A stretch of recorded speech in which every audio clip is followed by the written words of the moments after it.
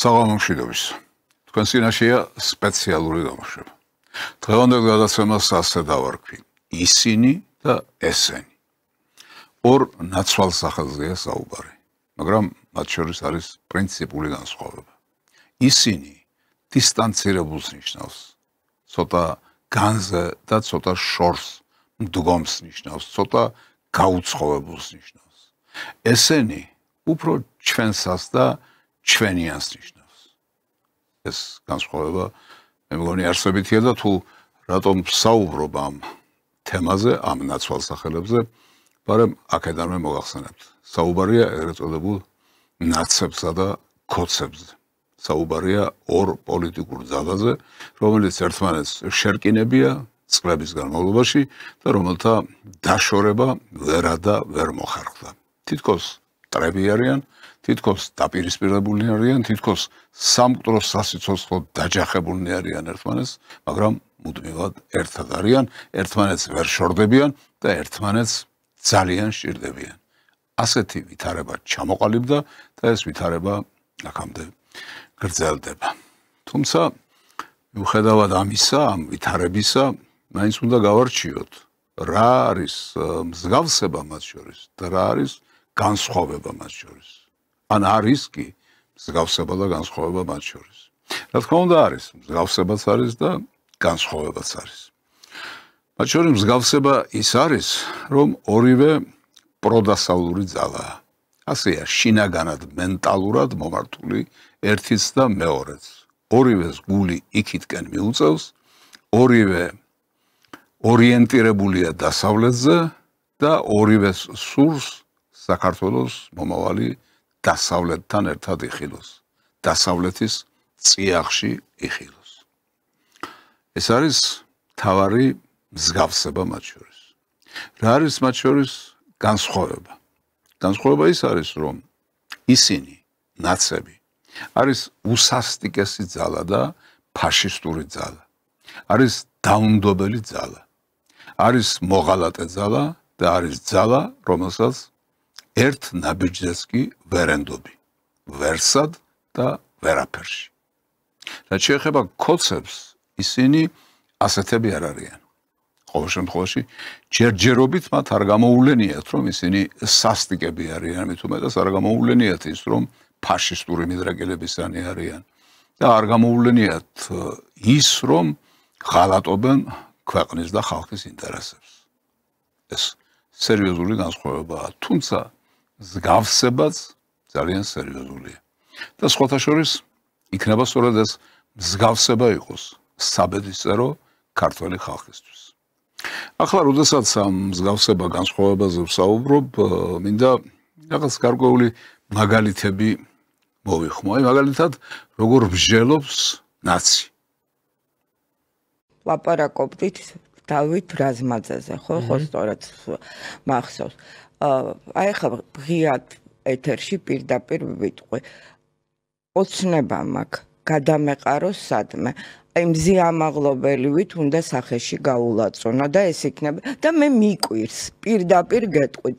მიკვირს, რატომ დადის ეს კაცი დღემდე მთელი თავ ყბით და რატომ ვიღაცას არ გაუჩნდა იგივე სურვილი, რომელიც მე მაქვს. მერე უნდა დამიჭირონ, ხო, და უნდა რაც უნდა ქნან, მაგრამ ეგ თუ ჩემამდე ვინმე მარქნა, მე აუცილებლად მაგას ვიზა. ჩემი სილა იმას უნდა დაამჩნდეს აუცილებლად და სანამ აი ასეთ ადამიანებს მანამ არ გვეყოლება ხელისუფლება, რომელიც პასუხს გაცემს, ყველას ჩვენ უნდა გავცეთ პასუხი. ბრუტალურია ბოდიშით, გაცილებით უფრო ბრუტალურია და ამაზრზენია ის, რაც იმ კაცმა გააკეთა. აი, ეს არის ერთი რიგითი ქალბატონი, ნაციონალური მოძრაობის ან წევრი, ან მიმდევარი, ან მხარდამჭერი, ამას არ აქვს მნიშვნელობა, ისინის წარმომადგენელი. რა არის მისთვის დამახასიათებელი? მოძალადეა, ტიპიური მოძალადეა. მე ამ ქალბატონის არც სახელი ვიცი, არც გვარი ვიცი, ისევე როგორც თქვენ არიცით მისი სახელი და გვარი, მაგრამ ფაქტია, რომ ის ხანდახან გაიელვებს ტელეეკრანებზე და გაიელვებს სწორედ ასეთი რიტორიკით, ასეთი საუბრით, ასეთი დამოკიდებულებით. მის აზრისგან განსხვავებულ აზრს ვერ იტანს და თუ კი სადმე მოიხელთა ადამიანი პიროვნება, ვისაც მისგან ოდნავ განსხვავებული აზრი აქვს, ის მას თვალებს დათხრის, დაკაწრავს, ნელ ცეცხლზე შეწვავს და შესაძლებელია მიირთვას კიდეც. ასეთია მათი ბუნება, მათ სხვაგვარად არ შეუძლიათ. აი კიდევ ერთი მათგანი. ივანიშვილი ერთ ჩემთვის ნაძირავა. აი ბოლომდე გეუნებით მაგას. გარიწარია და თუ ივანიშვილს ბენზინს გადაასხამენ და ცეცხლს წაუკიდებენ, მე არ მეწყინება. აი გულწრფელად გეუნდები მაგას. ხო, მაგრამ ამ ზუსტად არანაირი მაგა. აი აგერ თქვა კიდეც კაცმა შეწვასთან დაკავშირებით, დაწვასთან დაკავშირებით. არც ეწყინება და თვითონაც იზამს თუ მეუშვებ, იმიტომ რომ განსხვავებული აზრის ატანა არ აქვს. იმიტომ რომ იმ ბანაკის წევრია, რომელი ბანაკიც არის ასე მომართული, ასე მოწყობილი, ასე მომზადებული, ასეთი დავალება მიცემული და ამისი შემსრულებელი. ასეთები არიან ესენი. რა თქმა უნდა, გაცილებით უფრო სერიოზული მაგალითების მოხმობა შეიძლება, მაგრამ არ ღირს ამისთვის დროის დაკარგვა. ფაქტია, რომ ჩვენ ვხედავთ ტიპიურ მოძალადეებს, რაც მეორე მხარეს ჯერჯერობით, როგორ ვთქვი, არ გამოულენი. არის მათ შორის კიდევ ერთი სერიოზული განსხვავება. ეს არის ის, რომ მაგალითად 2008 წელს მიხეილ სააკაშვილმა და მისმა ხროვამ გააკეთა ის, რაც მას დაავალეს. მიუხედავად იმისა, რომ დავალება, რომელიც მან მიიღო და შეასრულა, იყო ამერიკის შეერთებული შტატების ინტერესებში, კოლექტიური დასავლეთის ინტერესებში და ეწინააღმდეგებოდა ქართველი ხალხისა და საქართველოს ინტერესებს. მან მათ ეს გააკეთეს. გააკეთეს იმიტომ, რომ მათთვის სულ ერთია ამ ქვეყნის ბედი, ამ ქვეყნის მომავალი. მათთვის მთავარია დავალების შესრულება, იმიტომ რომ იქ არიან პატრონები, იქ არიან ბატონები, იქ არიან დირექტორები, რომლებიც მათ ამის გამო ყველა პირობას უქმნიან, დაწყებულს ფინანსურით და დამთავრებულს თანამდებობრივით და მდგომარეობრივით. ამიტომ ისინი ასრულებენ დავალებას და აბსოლუტურად ერთი წუთითაც არ ფიქრობენ იმაზე, რასაც წესით მათი სამშობლო უნდა ერქვას, იმიტომ რომ ასეთი რამ მათ არ გააჩნიათ. არის კიდევ ერთი განსხვავება მათ შორის, მაგრამ ახლა ამითი არ შეგაწყენთ თავს, ბოლოსთვის შემოვინახოთ. ახლა კი მოდით მიუხედავთ იმ საკითხს, რაც წელამ თქვით, რომ მსგავსება დიდია, ორივე არის პროდასავლური ძალა, ორივე არის დასავლური ორიენტაციის და ორივე არის სწორედ იმ დავალებების შემსრულებელი, რომელიც ამ ორიენტაციის ინტერესებში ჯდება. თუმცა ვიცით, რომ ქართული ოცნება ყველაფერს არ აკეთებს, ყველაფერს არ ასრულებს, ყველა დავალებას არ ასრულებს, მაგრამ იმ დავალებას, რაც შეეხება იმას, რომ ესენი უნდა იყვნენ დასავლური ორიენტაციისა, რაც ამაში თავსდება, რაც ამაში ეწერება, იმას ისინი, რა თქმა უნდა, ასრულებენ. და ახლა ასია თუ არა ეს, მოდით რაღაც გარკვეული გახსენებები გამოგვადგება ამაში და გამოვიყენოთ კიდეც. აი მაგალითად ბიზინე ივანიშვილის ერთი ნათქვამი. ჩვენ როდესაც ევროპისკენ ვისწრაფით და ამერიკა გვინდა სტრატეგიული მეგობრად შევინარჩუნოთ ამისთვის ყველაფერს ვაკეთებთ ჩემს გუნდში. სხვაობა ისაა, რომ ისინი თავის ინტერესებს ატარებენ, მაგრამ ჩვენთვისაც საინტერესოა მათთან ურთიერთობა. იმიტომ რომ განსხვავებით თქვა სხვა ქვეყნებთან, რომლებიც გუშინდელი და გუშინწინდელი მეთოდებით აქვთ სურვილი ჩვენთან ურთიერთობის დამყარების, მათთან საინტერესოა, რამე თუ მათი მეთოდები ცივილიზებულია, თუ გინდ გავლენის მოხდენის და მათგან შეიძლება ბევრი სწავლა და მათი მეთოდების გადმოღება ჩვენთვის საინტერესოა. ამით არის საინტერესო ევროპა ჩვენთვის და ამიტომ არ აქვს ალტერნატივა. ისევია ამერიკაც სტრატეგიულად ღმერთმა დაგვიფაროს, რომ რამე მოხდეს და ამერიკას აქ ინტერესი გაუქრეს. აი აქ არის მთელი მისი ფილოსოფია და მსოფლმხედველობა პრაქტიკულად გახსნილი. ეს ძველი ჩანაწერი გახლავთ, ამ ჩანაწერიდან წლებია გასული, მაგრამ მისი მსოფლმხედველობა აქ კარგად არის მოხაზული ორიენტაციის თვალსაზრისით. ვერ ვიტყვი, რომ ეს განცხადება იყო რუსოფობიური, მაგრამ დასავლოფილური რომ იყო, დასავლეთის სიყვარული, დასავლეთისკენ ტოლვით რომ იყო გაჟღენთილი, ეს ფაქტია, ამას ვერავინ ვერ უარყოფს და ეს არის ძირითადი და დამახასიათებელი მათთვის. აი ასეთი არის მათი ბუნება. შესაძლებელია მათ გარკვეულ პერიოდში გარკვეულ დროს მოუწიოთ უკან დახევა, კორექტივის შეტანა, რაღაცა ცვლილებების განხორციელება ამ თავიანთ დამოკიდებულებასა და მსოფლმხედველობაში, მაგრამ ეს დრო ჯერ ალბათ არ დამდგარა. ამიტომ ისინი მიუხედავად იმისა, რომ დასავლეთთან ძალიან გაურთულდათ ურთიერთობა, დამოკიდებულება, მაინც თავიანთი მსოფლმხედველობის მიხედვით აზროვნებენ და ფიქრობენ და ცდილობენ, რომ სწორედ ასე წარიმართოს მოვლენები, რომ ჩვენ დასავლეთთან ვიყოთ მიბმული და მიჯაჭვული. მიუხედავად იმისა, რა მოაქვს ამას ჩვენი ქვეყნისთვის. აი ამისი გააზრების დრო ჯერ მათთვის არ დამდგარა. ეთყობა ის რაც მათ უქნა ცხოვრებამ, უпроსორად უქნა დასავლეთმა, ის თუ როგორ ეპყრობა მათ დასავლეთი, ჯერ კიდევ არ არის საკმარისი იმისთვის, რომ მათ რადიკალური ცვლილებები შეიტანონ თავიანთ მსოფლმხედველობაში. ასეთი ვითარება გვაქვს. თუმცა ბიძინა ივანიშვილს, როდესაც ლაპარაკობდა იმას, რაც თქვენ წაღარ მოისმინეთ, ისიც არ დავიწყნია და ეს კარგია. ისიც არ დავიწყნია, რომ დასავლეთს აქვს თავისი ინტერესები.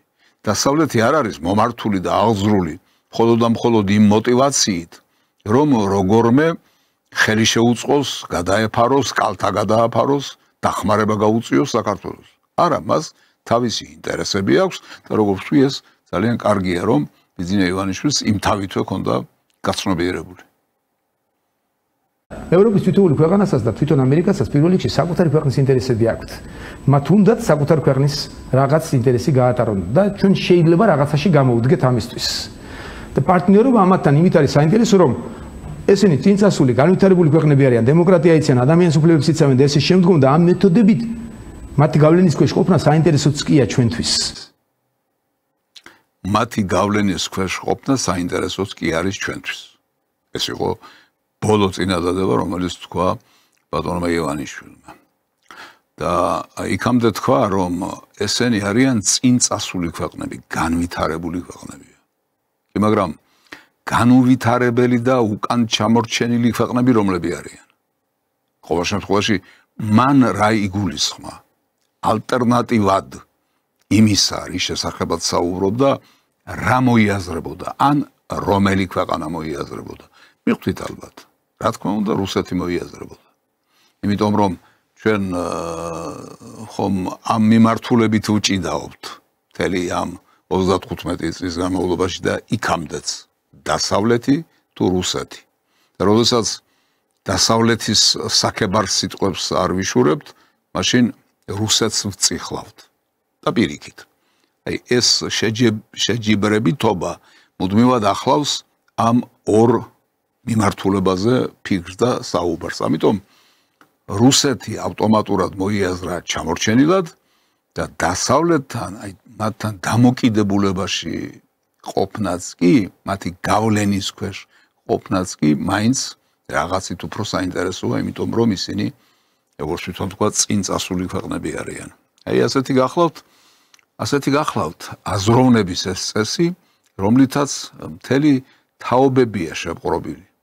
იყვნენ და როგორც ჩანს, კიდევ ერთხანს კიდევ იქნებიან, ვიდრე დასავლეთი საბოლოოდ დაკარგავდეს იმ ხიბლს, რომელიც მას ინერციით ჯერ კიდევ აქვს შენარჩუნებული.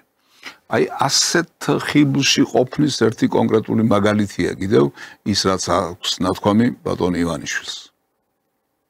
ჩვენ ვქირავთ ხელისუფლებას და ჩვენ არ უნდა მივცეთ მათ საშუალება წავიდნენ სხვა გზით, რომელიც არ მოსწონს საზოგადოებას და იქ იგივე საფრანგეთში მე ვცხოვრობდი 5-6 წელიწადი და ბავშვები დამყავდა სკოლაში. მახსოვს 1 სექტემბერს პირველ წელიწადს ბავშვები მივიყვანე სკოლაში, მივიყვანე საზოგადოებრივში, კერძო სკოლაში არ მივიყვანე შეგნებულად, იქაც გამოვიკვლიე, რომ იქაც აქვს ამ ფულით გაფრჩებულები არიან ბავშვები და მე ამას ვცდილობდი და ვცდილობ დღესაც და მე მგონი ვახერხებ კარგად ჩემ შვილებს რომ ის განცდა არ ქონდეს.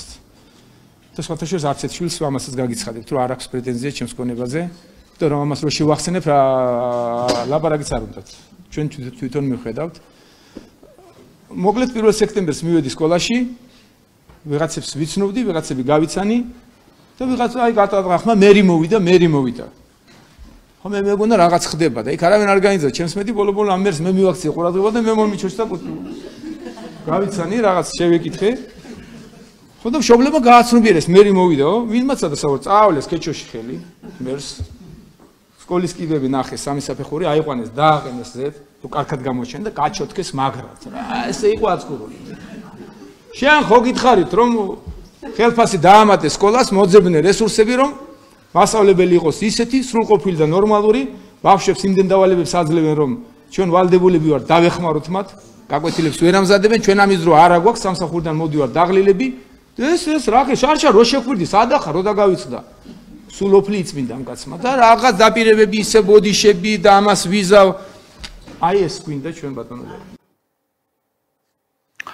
აი ნახეთ როგორი ჩინოვნიკი დახატა ბატონმა ბიზინამ პარიზის მერი კაცი რომელიც სკოლაში მშობლებმა დააყენეს კიბის რომელიღაც საფეხურზე და როგორც თვითონ თქვა გაჩოთქეს და იგი თავბედი აწყვავლინეს შენ ასე კი არა ისე უნდა იქცეოდე უთხრეს და ეს დაგვისახა მან როგორც იდეალი როგორც კარგი როგორც ნიმუში კარგისა კი მაგრამ თქვენ ასეთი მერი ყავთ ბატონო ბიზინა მე არა ვარ ასეთი მერის მომხრე ასეთი პრემიერ-მინისტრის მომხრე ასეთი პრეზიდენტის და ასეთი მინისტრების მომხრე არა ვარ მე მინისტრიც მერიც და ყველა თანამდებობის პირი უნდა იდგეს გარკვეულ სიმაღლეზე და მასთან ასე ვაგლახად საუბარი არ უნდა შეიძლებოდეს ეს იმას არ ნიშნავს რომ ბარიერი იყოს აღმართული ხალხსა და ჩინოვნიკს შორის მაგრამ მან თავისი ადგილი უნდა იცოდეს თქვენ რაც დახატეთ ეს აი ეს არის რაღაცა ხიბლში ჩავარდნა დასავლური ცხოვრების წესისა მე არ ვიცი ასეთი მერი ყავდა თუ ყავს პარიზს ან სხვა რომელიმე ევროპულ ქალაქებს მაგრამ მოხიბლა დასავლური ცხოვრების წესით აი ამ პატარა თითქოს უმნიშვნელო ეპიზოდშიც ჩანს ეს რაც შეეხება ასე ვთქვათ მსოფლმხედველობრივ პოზიციებს და დამოკიდებულებებს საგნებისა და მოვლენების მიმართ მაგრამ არის რეალობა არის ქმედება არის გარკვეული ნაბიჯების გადადგმა მაგალითად ყველა მიცის რომ აქ შემოსული იყო და არის დღემდე ეგრეთ წოდებული სოროსის ფონდი რომელმაც პრაქტიკულად ძირი გამოუთხარა ქართულ სახელმწიფოს ქართულ ეროვნულ ცნობიერებას დააფინანსა მთელი ის ნაგავი რომელიც აგენტურის სახით დასავლეთიდან იყო შემოგზავნილი და გზა გაუხსნა ყველანაირ სიბინძურეს საქართველოში ასეთი იყო და არის ალბათ დღემდე მე მგონი დღემდე არის სოროსის ფონდი ახლა ვნახოთ რა დამოკიდებულება ქონდა ბატონ ივანიშვილს სოროსის ფონდთან სოროსის ფონდი არსებობდა საქართველოში და საერთაშორისო რაშიც სახელი გამოიყენეთ ხოლმე მისი ვეძებდით ფორმას როგორ უნდა გადაგვეხადა ეს ამავდროულად მე ანგარიშს უწევდი რომ რუსეთში ბიზნესი მქონდა და რუსებს ეს არ მოეწონებოდათ და რა თქმა უნდა კარგად გამოგვადგა სახელი სოროსის ფონდის იმ ფონდში თავიდან ბოლომდე მე ვაფინანსებდი და ეს ყველაფერი ხმარდებოდა მიზნობრივად ხელფასებს არასდროს არ მithქვას რომ მე ვარდების რევოლუციას ან პროცესს ვაფინანსებდი მე მithქვამს და ეხლა შემიძლია გავიმეორო როდესაც სააკაშვილი მოვიდა ხელისუფლებაში როდესაც დამთავრდა ვარდების რევოლუცია ჩემივე მოთხოვნით მე შევხვდი მას და პირველი რაც უთხარი ის რომ ოღონდაც არ იყოს კორუფცია მე ვიცი რომ ხელფასები 10 ლარამდე იყო თუ $10 იყო საშუალო მინისტრის ხელფასი და დეპუტატის გასაგებია რომ მინისტრ რომელსაც ხელმოწერა შეუძლია მილიონებზე და $10 აქვს ხელფასი და ამ $10 და $10-ითაც ოჯახის შენა გამორიცხულია წარმოუდგენელია და აუცილებლად ის რაღაცაზე უკვე წამსვლელია ეს რომ არ მოხდეს მე შევქმნათ სპეციალური ფონდი შევქმნით ეს ფონდი მე დავაფინანსებ და 2 წელიწადნახევარი თუ რაღაც დრო ზუსტად არ ვიცი ვაფინანსებდი მე როგორც პარლამენტს ისე მთავრობის სახელმწიფო სტრუქტურა აი ესეთი გახლავთ ეს აღიარება ბატონ ივანიშვილისა რომ სოროსის ფონდი ეს პრაქტიკულად მე ვიყავი იმიტომ რომ მე ვაფინანსებდი ამ ფონდს ანუ რაც კეთდებოდა ამ ფონდის სახელით და ხელებით მე უკვე ჩამოვთვალე და აღარ გავიმეორებ ეს თურმე ბიზინე ივანიშვილის ფულით კეთდებოდა ეს ხომ არის აღიარება და ძალიან დამაფიქრებელი აღიარება კი მაგრამ რატომ აქ სხვათა შორის ორი აღიარება გააკეთა ბატონმა ივანიშვილმა ერთი ის რომ სოროსის ფონდს იყენებდა და სოროსის ფონდს ავსებდა და მეორე ის რომ სააკაშვილის გუნდს აფინანსებდა და ასე ვთქვათ ასე გამოკვება მან რომ მოაღონიერა ისინი და არ მისცა ხალხს იმისი საშუალება რომ ის პასუხი გაეცა სააკაშვილისა და მისი ხროვისთვის, რასაც ისინი იმსახურებდნენ. არ მისცა იმითი რომ მათ შეუქმნა მატერიალური და ფინანსური ბაზა იმისთვის რომ ეარსებათ და თავიანთი საქმეები ეკეთებინათ. კი, მაგრამ რატომ რით მოგხიბლათ ამ ხალხმა? რა იყო მათში საინტერესო? ეს შეკითხვა ქართველ ხალხსაც აქვს თქვენთან და მე მგონი თქვენს უნდა გქონდეთ საკუთარ თავთან ეს შეკითხვა. რატომ იქცეოდი იმ დროს ასე? რა მომწონდა მათი?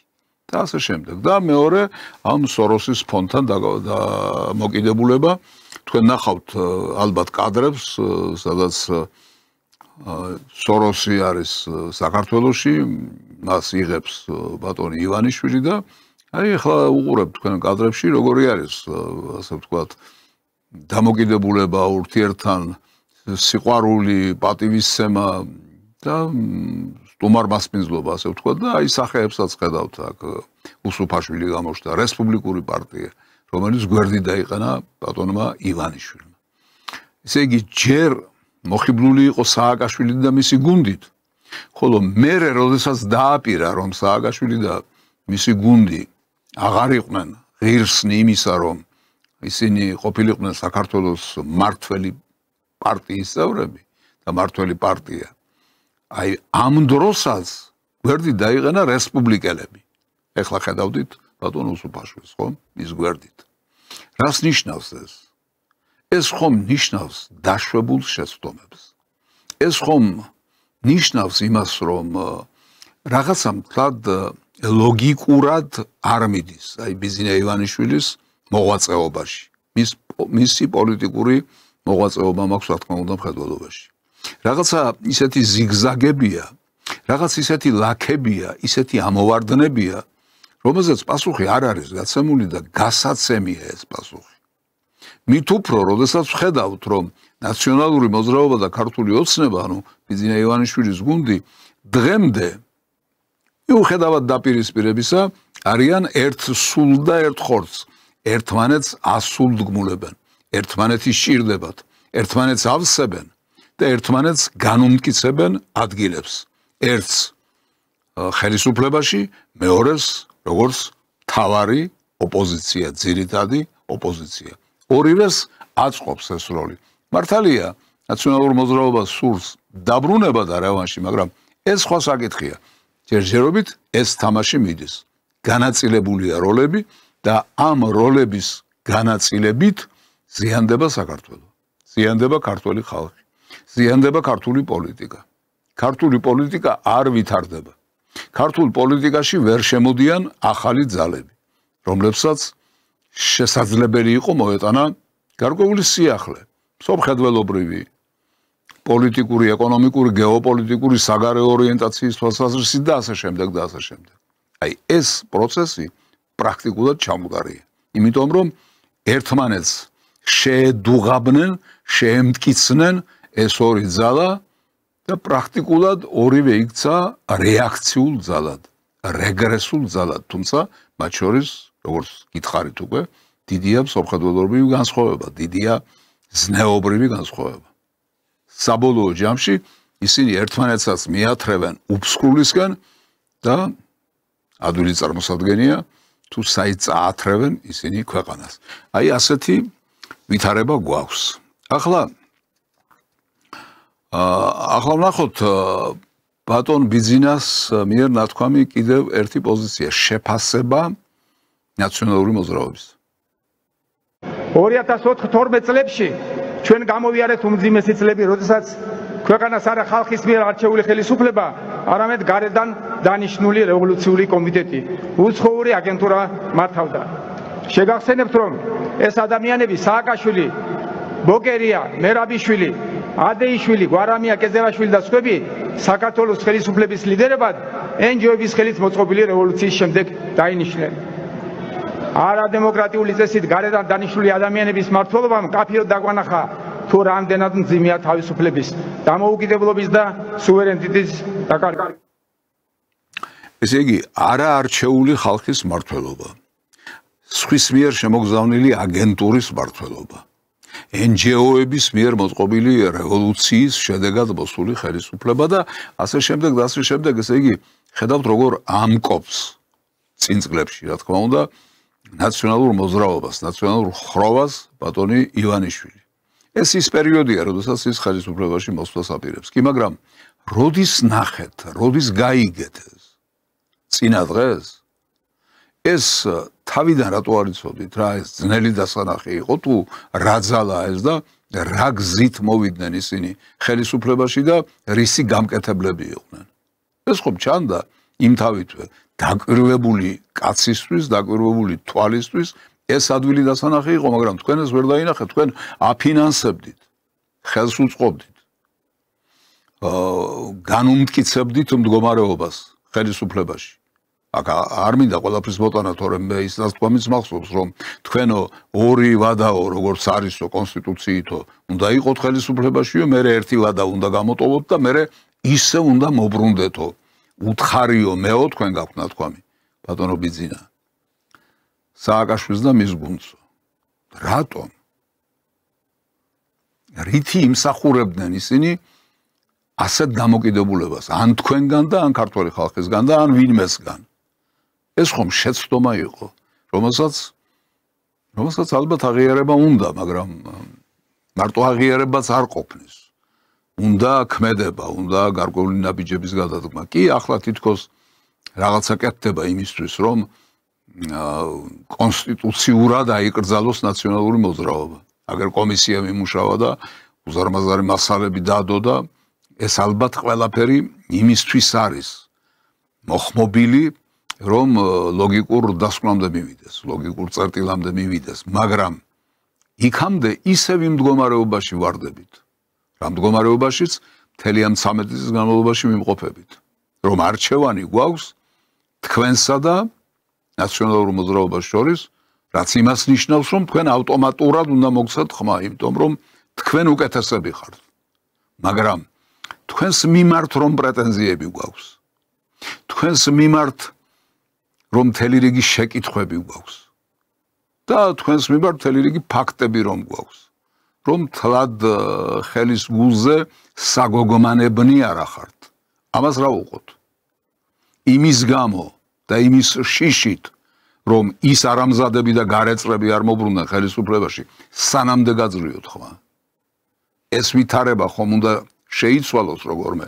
კი, თქვენ იტყვით, რომ გარე შეძალები, ასე ვთქვათ, გვაიზულებენ, გვიბიძგებენ და ასე შემდეგ და ასე შემდეგ, მაგრამ ეს ხომ ძალიან დიდხან შეიძლება გაგრძელდეს. 13 წელიწადია უკვე ხელისუფლებაში ხარ და რამდენ ხანს შეიძლება გაგრძელდეს? 23 წელი? 33 წელი? 53? სადღაც ხომ უნდა დაადგეს საშველი ამ მდგომარეობას, რომ ეს თახსირი უბინძურესი ძალა მოგვაშოროთ პოლიტიკური ველიდან, რომ როგორმე ქართველმა ხალხმა ამოისუნთქოს პოლიტიკურად და შესაძლებლობა ქონდეს მართლა არჩევანი გააკეთოს პოლიტიკურ ძალებს შორის და არა აგენტურასა და მეხუთე კოლონას შორის, რომლებიც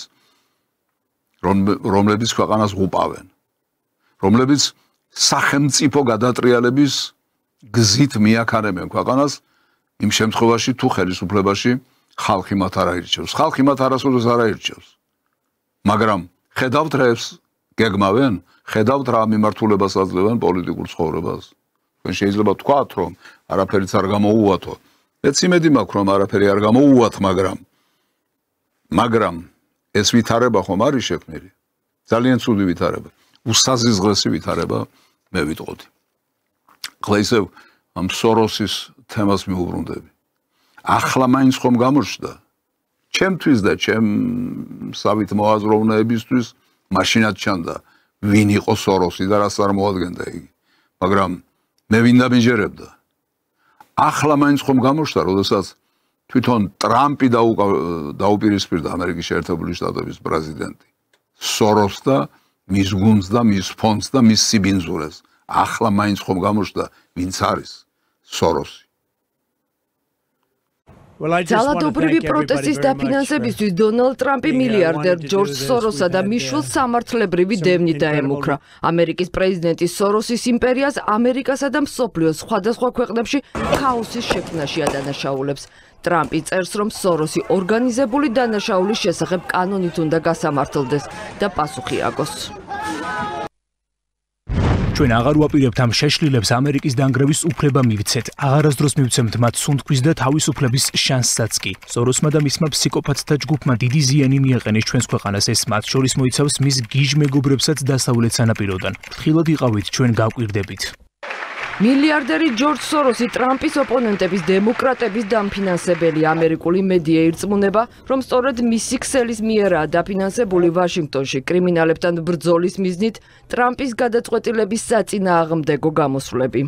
ჯორჯ სოროსმა და ექსტრემისტულმა ჯგუფებმა ჩვენ უსაფრთხოებაზე მზრუნველი პოლიციის ქმედებების წინააღმდეგ პროტესტის მობილიზება მოახდინეს. ექსტრემისტული პროტესტი ბინძური ფულით საზოგადოებრივი წესრიგის დარღვევა დასჯადია. სოროსის ფონდს მსოფლიოს მასშტაბით არაერთი სახელმწიფო შიდა საქმეებში ჩარევაში ადანაშაულებენ. ტრამპის სოროს დღეს ამერიკისა და ამერიკელების დანაწევრებაში ადანაშაულებს. არადა ეს მილიარდერის იმპერიის სხვადასხვა ქვეყანაში უკვე კარგად ნაცადი პრაქტიკაა. 90-იანი წლებიდან მოყოლებული. ფონდი ღიად და ფარულად დემოკრატიისა და უფლებების დაცვის სახელით ანტიდემოკრატიულ არეულობასა და კონფლიქტებს აფინანსებდა. სოროსისა და მისი ოჯახისთვის მსოფლიოში ქაოსი კი ბიზნესი და გამდიდრების საშუალება იყო.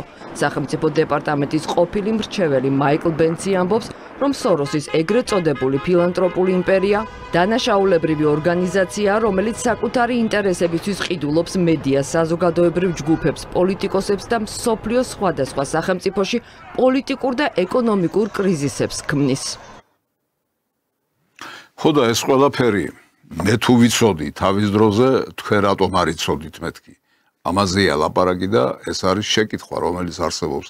მე კი არა მაქვს მარტო ეს შეკითხვა, მთელ ქართულ ხალხს აქვს ეს შეკითხვა, იმიტომ რომ დამოკიდებულებები ისე ერთმანეთზე გადაბმული და გადახლართული ურთიერთობები, რომ ძნელი გასარჩევია ხოლმე ვინ ვის თამაშს თამაშობს, ვინ ვისი ხელისშემწყობია, ვინ ვისი ინტერესების გამტარებელია და ასე შემდეგ. ამიტომ ეს ყველაფერი ისეა დასალაგებელი და ისეა მისაწყობებელი ქართველი ხალხისთვის, რომ თავიდან ბოლომდე ყველაფერი ნათელი იყოს. მაგრამ როგორ გითამბოდა ნათელი ის რაც თქვენ გულშიც არ გაგივლიათ მაშინ და ჩვენ ვნახეთ აი თქვენი მიღება, სტუმარმასპინძლობა, სოროსის ფონდთან თქვენი დამოკიდებულება და ეს ყველაფერი იმაზე მეტყველებს, რომ სერიოზული შეცდომებია დაშვებული. და ამ შეცდომების გახსენება ხდება გზადაგზა. არა მხოლოდ არჩევნების დროს, არამედ ისედაც ახსოვს ხალხს ყველაფერი.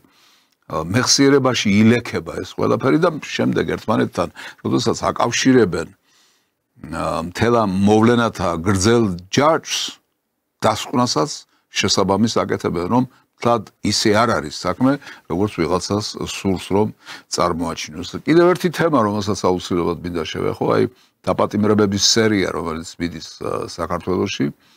კი ერთი ნაწილი სხვა რამით არის მოტივირებული, თქვათ, იგივე სახელმწიფო გადატრიალებასთან რაღაც კავშირი და ასე შემდეგ და ასე შემდეგ, რასაც თვითონ პოლიტიკურს არქმევენ, ხოლო მეორე ნაწილი დაკავშირებულია კორუფციასთან. მოდით ამ კორუფციასთან დაკავშირებით ვთქვათ ორიოდე სიტყვა, კორუფციასთან ბრძოლის შესახებ ვთქვათ ორიოდე სიტყვა. რამდენად ნამდვილია ეს ბრძოლა. კორუფცია ურთულესი თემაა ნებისმიერი სახელმწიფოსთვის და განსაკუთრებით ჩვენნაირი სახელმწიფოსთვის, სადაც ყველაფერი ახალია შედარებით, ახლა ყალიბდება ინსტიტუციები, სტრუქტურები და ასე შემდეგ და ასე შემდეგ, რა თქმა უნდა, კორუფციის დონე ასეთ დროს ძალიან მაღალია ხოლმე. ამიტომ ბრძოლა მასთან არის ძალიან ძნელი. ჩვენ კარგად გვახსოვს, სააკაშვილიც ებრძოდა კორუფციას, მაგრამ სინამდვილეში კორუფციას კი არ ებრძოდა. სინამდვილეში ებრძოდა იმას, რომ კორუფციით მიღებული თანხები სხვაგან არ წასულიყო სადმე, ყველაფერი მასთან მისულიყო. მან შექმნა ეგრეთ წოდებული ელიტური კორუფცია, სადაც მხოლოდ მისი გუნდის ხელში იყრიდა თავს მთელი ის უზარმაზარი კაპიტალი, რაც კორუფციის მანქანის გავლით ტრიალებდა საქართველოში. და ყველაფერ ამას ერქვა კორუფციასთან ბრძოლა. ახლა თქვენ დიდი ძალისხმევა მოგიწევთ იმისთვის, რომ დააჯეროთ ქართველი ხალხი, არა ის სხვა იყო და ეს ბრძოლა, რომელიც ახლა დაიწყო, ეს სხვა არის, რომ ეს ნამდვილია, რომ აქ შერჩევითი სამართალი არ იქნება, რომ ყველას მოეთხოვება, ყველას უკლებლივ. რა სიმაღლეზეც არ უნდა იყოს, აუცილებლად მოეთხოვება კორუფციისთვის. ასეა ნამდვილად. არ ვიცი, ვნახოთ ყოველ შემთხვევაში ასე აცხადებს პრემიერ-მინისტრი კობახიძე. არავის არ უნდა კონდეს იმის განცდა, რომ სახელმწიფოს ხარჯზე ეშოვის ფულს, მე რაღაც შეიძლება თუნდაც მოიხადოს რამდენიმე წელი საშელი ამისათვის და მე მთლიანად გათავისუფლდება და შეიძლება მოპარული ფული დახარჯოს.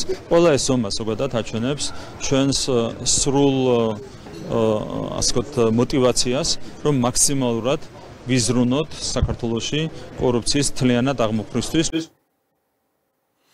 შესანიშნავია, ასე თუ არის ამას რაჯობია, მაგრამ რაღაც მიდგომები, რიგითობა სწორად არის დაცულია ყველაფერი, ვთქვათ, აი ცნობილი კაცია გიორგი კანდელაკი, რომ დააპატიმრეს კორუფციის გამო. კი ბატონო, მე არ ვიცი არის თუ არ არის კორუფცია, ალბათ არის, რაკი დააპატიმრეს, მაგრამ დავიჯერო, რომ თქვათ კანდელაკი უფრო კორუმპირებულია, ვიდრე ვთქვათ სააკაშვილის დედა არის კორუმპირებული. რაღაც არ მგონია, იცით? იქნებ მეშლება, მაგრამ რაღაც არ მგონია. ამიტომ იცით, რა საიდან უნდა დაიწყოს, ამ რიგითობასაც ძალიან დიდი მნიშვნელობა აქვს. ისე ერთი რამე მინდა გითხრათ, რომ დაჭერებმა, დაპატიმრებებმა, ამ სერიამ გატაცება იცის. ხოლმე ისტორიაში არის ასეთი ფაქტები, მოიძებნება იმისი არგუმენტაცია, რასაც მე ახლა ვამბობ, გარკვეული გატაცება იცის. ხელისუფლების გატაცება ამ ამბებმა და ეს არ უნდა მოხდეს. ეს რაღაც თვითმიზნური კამპანია არ უნდა იყოს. ხალხისთვის დასანახი, რომ აი რა მაგრა ვიბძვით და რა ყოჩაღები ვართ. ეს არ უნდა იყოს, იმიტომ რომ არა მარტო გატაცება იცის ამ ამბებმა, არამედ ბუმერანგის ეფექტიც იცის და მე ძალიან გთხოვთ, რომ ეს გაითვალისწინოთ, ეს რთული თემაა, ძალიან რთული თემაა, თუმცა კორუფციასთან ბრძოლას, რა თქმა უნდა, ორივე ხელით მივესალმები და ასევე იქნება ჩვენი მოსახლეობის აბსოლუტური უმრავლესობა. რა თქმა უნდა, ეს უაღრესად დამაზიანებელია, შემაწუხებელია ხალხისთვის, ქვეყნისთვის და ეს ამბები უნდა გასწორდეს თუ არის ამისი შინაგანი ძალა და სურვილი. ახლა რა არის მაინც აი მიზანი ამ კორუფციასთან ბრძოლისა? რას გვეუბნება ბატონი პრემიერ-მინისტრი? ჩვენ თქვით, რომ ევროპის სამეულში გვინდა მოხდეთ კორუფციის სიმცირის თვალსაზრისით. თქვენ შეგიძლიათ თავად წარმოიდგინოთ, რამდენად ამბიციურია ეს მიზანი. სამეულში გვინდა მოხდეთ ევროპის მასშტაბითო, ხო? კორუფციასთან ბრძოლის სამეულში, ანუ საუკეთესოთა შორის, ესე იგი სამეულში უნდა ვიყოთ, არაფერი არ არის ამაში თითქოს ცუდი, მაგრამ მაინც გულზე ეკლადმომხდა, როგორც კი გავიგე ეს ამბავი, რაღაც შეჯიბრებითობა, რაღაც ასეთი ფორმის მიცემა, რომ სადღაც სამეულში უნდა მოხდეთ. რატომ იცით? იმიტომ რომ უმაღლესი მიზანი კორუფციისთან ბრძოლისა უნდა იყოს კორუფციის დამარცხება. და არავითარი რომელიმე ადგილის დაკავება ან ევროპაში, ან ამერიკაში, ან აზიაში, ან სხვა რომელიმე გეოგრაფიულ რეგიონში. ეს თავისთავად არასწორი მიდგომაა და ეს რომ არასწორი მიდგომაა, ამისი პრაქტიკას გაგვაჩნია ჩვენ და ახლავე გაჩვენებთ თუ რას გულისხმობ. Plioshi შარშედელი მონაცემებით number 1 in the world in terms of progress combating corruption. ეს იგი ეს ნიშნავს, რომ ჩვენ ვართ ევროპაში სამეულში ყველაზე არაკორუმპირებული ქვეყანა. ხედავთ, სად გამეორდა რაღაცა. ესე იგი, მაინც და მაინც ამ სააკაშვილის მიერ გატკეპნილი გზა, უბრალოდ მისი აზროვნების წესი, მისი აზროვნების სტილი, სადღაც რომელიღაც ადგილის დაკავება. არა ბატონო, კორუფცია, ებრძოლეთ კორუფციას, იმიტომ რომ დაამარცხოთ კორუფცია. დამთავრდა მეტი სხვა თემა აქ არ არსებობს, მაგრამ აი მიდგომები როგორ მეორდება ხოლმე ჩვენ და სამწუხაროდ. ახლა რაც შეეხება კიდევ სხვა სახის დაპატიმრებებს, ვთქვათ, იგივე ხაბეიშვილი, იგივე ხოშტარია და სხვები და სხვები. აი ხოშტარიასთან დაკავშირებით კი ბატონო ხოშტარია დააკავეს, მან ჩაიდინა რაღაც ისეთი საქციელი, რომელიც უნდა დაისაჯოს სისხლის ავართის წესით, მაგრამ ნახეთ რა ყვირილი და წივილკივილი ატეხა ევროპამ ამასთან დაკავშირებით. ევროპის პრეს-სპიკერი. პირველ რიგში ევროკავშირი მხარს უჭერს ელენეს და ყველა უსამართლოდ დაკავებულ პოლიტპატიმარს, ჟურნალისტს და სამოქალაქო საზოგადოების წარმომადგენელს საქართველოში. აი ესეთი გახლავთ მიდგომა ევროპის რეაქცია, ევროპის გამოხტომა, ასე ვთქვათ, აი რაღაცა შემზარავი და შეურაცხყოფელი საქართველოს ხელისუფლებისთვისაც და ქართული ხალხისთვისაც, იმიტომ რომ საქართველოში თურმე ელემენტარულად რაღაცა პოლიტიკური ნიშნით მიმდინარეობს ანგარიშსწორება და ეს არის უაღრესად მიუღებელი ჩვენთვის და როგორც კი შეურაცხყოფელი, მაგრამ ისინი ასე იქცევიან და ამის გამო ამათ უნდა შეურიგდეთ თითქოს, მაგრამ მადლობა ღმერთს, რომ თვითონ ხელისუფლება არ აპირებს შერიგებას და ხელისუფლებას აქვს გარკვეული რეაქცია ამგვარი გამოხტომების გამო ევროპიდან. ეს არის ღირებულებითი უფსკული, რომელიც დღეს არსებობს ამერიკის შეერთებულ შტატებსა და ბრიუსელს შორის, ყველა გმობს ძალადობას, ევროკომისიის პრეს-სპიკერი გამოდის და მხარს უჭერს მოძალადეს. ყველა გმობს ანტიდემოკრატიულ ქმედებებს, ევროკავშირის თუ ბრიუსელის სხვადასხვა ბიუროკრატი გამოდის და მხარს უჭერს იმ აფინანსებს, იმ NGO-ებს, რომლებიც პირდაპირ გასულები არიან დემოკრატიული ჩარჩოებით. კეთილი და პატიოსანი, ყველაფერში გეთანხმებით, აბსოლუტურად სწორი პოზიციაა, მაგრამ ერთ რამეში ვერ დაგეთანხმებით, რომ როდესაც ასეთი იმპულსები, ასეთი სიგნალები მოდის დასავლეთიდან, ევროპიდან, ამერიკის შეერთებული შტატებიდან, ჩვენი ხელისუფლება ყოველთვის ცდილობს იმას, რომ ეს მიაწეროს გარკვეულ ჩინოვნიკებს. სხვა შემთხვევაში შესაძლებელია გარკვეულ დაჯგუფებებს, მაგრამ არავითარ შემთხვევაში არ ამბობენ იმას, რომ აი ევროპა, აი ამერიკის შეერთებული შტატები, აი კოლექტიური დასავლეთი მიუღებელი დამოკიდებულებები საქართველოს მიმართ. ამას არ ამბობენ. ამბობენ იმას, რომ აი ვიღაცა ერთი ცუდი კაცი ურევია სადღაც, ან ვიღაცა ერთი ცუდი ჯგუფი ყავს სადღაც, მაგრამ მთლიანობაში არა ევროპის მიმართ ცივი ნიავი არ უნდა წავიდეს აქედან. არ არის ეს სწორი დამოკიდებულება. ეს ყველაფერი რაც ხდება ევროპაა.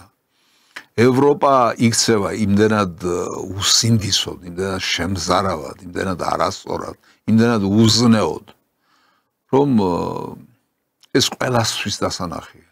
უმარტივესად დასანახია და რამდენიც არ უნდა მალო, თქვენ შუბი ხალთაში არ იმალებაო, ქართული ანდაზა გახლავთ, ხო? არ დაიმალება. კაცმა ჭირი მალა, მაგრამ ჭირმა თავი არ დამალაო. არ დაიმალება ასეთი რამ განწყობილებები ელვის სისწრაფით მოედება ხოლმე საზოგადოებას და საზოგადოებრივ ცნობიერებას. გამოიხატება მე ეს ყველაფერი საზოგადოებრივ აზრში.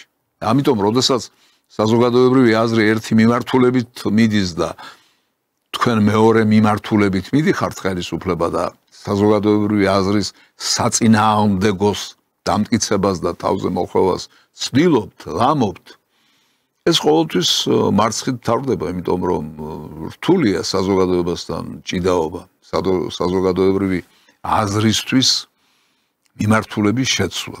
ეს ადვილი საქმე არ არის და ამიტომ აქ მეტი სიფრთხილეა საჭირო.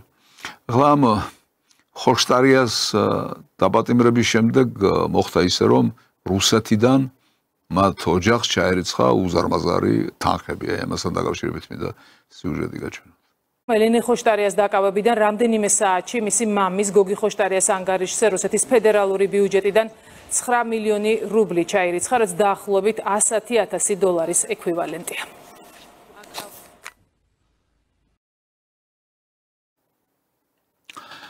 ახლა გამოვარდება ვიღაცა ან იქიდან ან აქედან, განსაკუთრებით სახელმწიფო წრეებიდან და იტყვიან, რომ აი რუსეთი, ხედავთ, ერთის მხრივ როგორ იქცევა და მეორეს მხრივ აი ვინ არის ხოშტარია და მისი ოჯახი. ესენი რუსეთიდან ფინანსდებიან და რუსეთიდან მათ გამოეყოფა დიდძალი კაპიტალი, დიდძალი თანხები იმისთვის, რომ საქართველოს წინააღმდეგ იბრძოლონ. და რას ნიშნავს ეს აი რუსეთიდან მოდის? დავიჯერო რომ ეს ყველაფერი რუსეთის სახელმწიფოს მიერ არის ორგანიზებული. იქაც ხომ 1000-გვარი წრეებია, იქაც ხომ 1000-გვარი დაჯგუფებებია, რომლებიც შესულები არიან თუნდაც სამთავრობო წრეებშიც. და ვიღაცა სარგებლობს იმითი, რომ მათ რაღაცა ჰონორარი ეკუთვნით, მხატვარ ვირსალაძეს კუთვნილი ჰონორარი, რომელიც მემკვიდრეობით ერგოთ მე რამდენადაც ვიცი და რაღაც თანხები ირიცხება, მაგრამ შეუძლებელია ეს ასეთი კოლოსალური თანხები იყოს, გეთანხმებით. ეს შეუძლებელია, რომ მილიონები ერიცხებოდეს ერთ ოჯახს მხატვრის რომელიღაც შემოქმედების მემკვიდრეობის გამო. ამიტომ მე ვფიქრობ, რომ ეს საკითხი არის სერიოზულად შესასწავლის საკითხი, მაგრამ ერთმნიშვნელოვნად თქვა იმისა, რომ აი რუსეთი აკეთებს ამას, ან ამიტომ რომ რუსეთიდან ერიცხებათ მათ გარკვეული თანხები, ესენი რუსეთის აგენტები არიან. ეს იმდენად მარტივი და პრიმიტიული მსჯელობაა, რომ ალბათ სწორი არ არის ამის ასეთნაირად გამოყენება. ახლა კიდევ ერთი თემა, რომელიც ძალიან გახმაურდა ბოლო დღეებში და მართლაც უაღრესად მნიშვნელოვანი ფაქტია. კიდევ ერთი გახსნილი საქმე, 2 წელიწადში გათეთრებული $624 მილიონი და 35 მილიონი ევრო.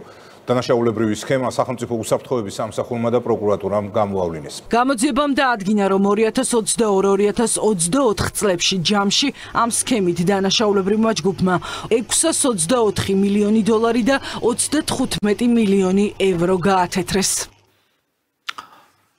ეს კოლოსალური თანხები რანაირად შეიძლება სახელმწიფოში ასე შემოდიოდეს, ვიღაცა ამას ათეთრებდეს, რაღაცა ოპერაციები ტარდებოდეს და სახელმწიფოში ეს არავინ არ იცოდეს. ან იცოდეს და ხელს უწყობდეს თუ არ ვიცი როგორ არის, მაგრამ ფაქტია, რომ ასეთი რამ ხდებოდა.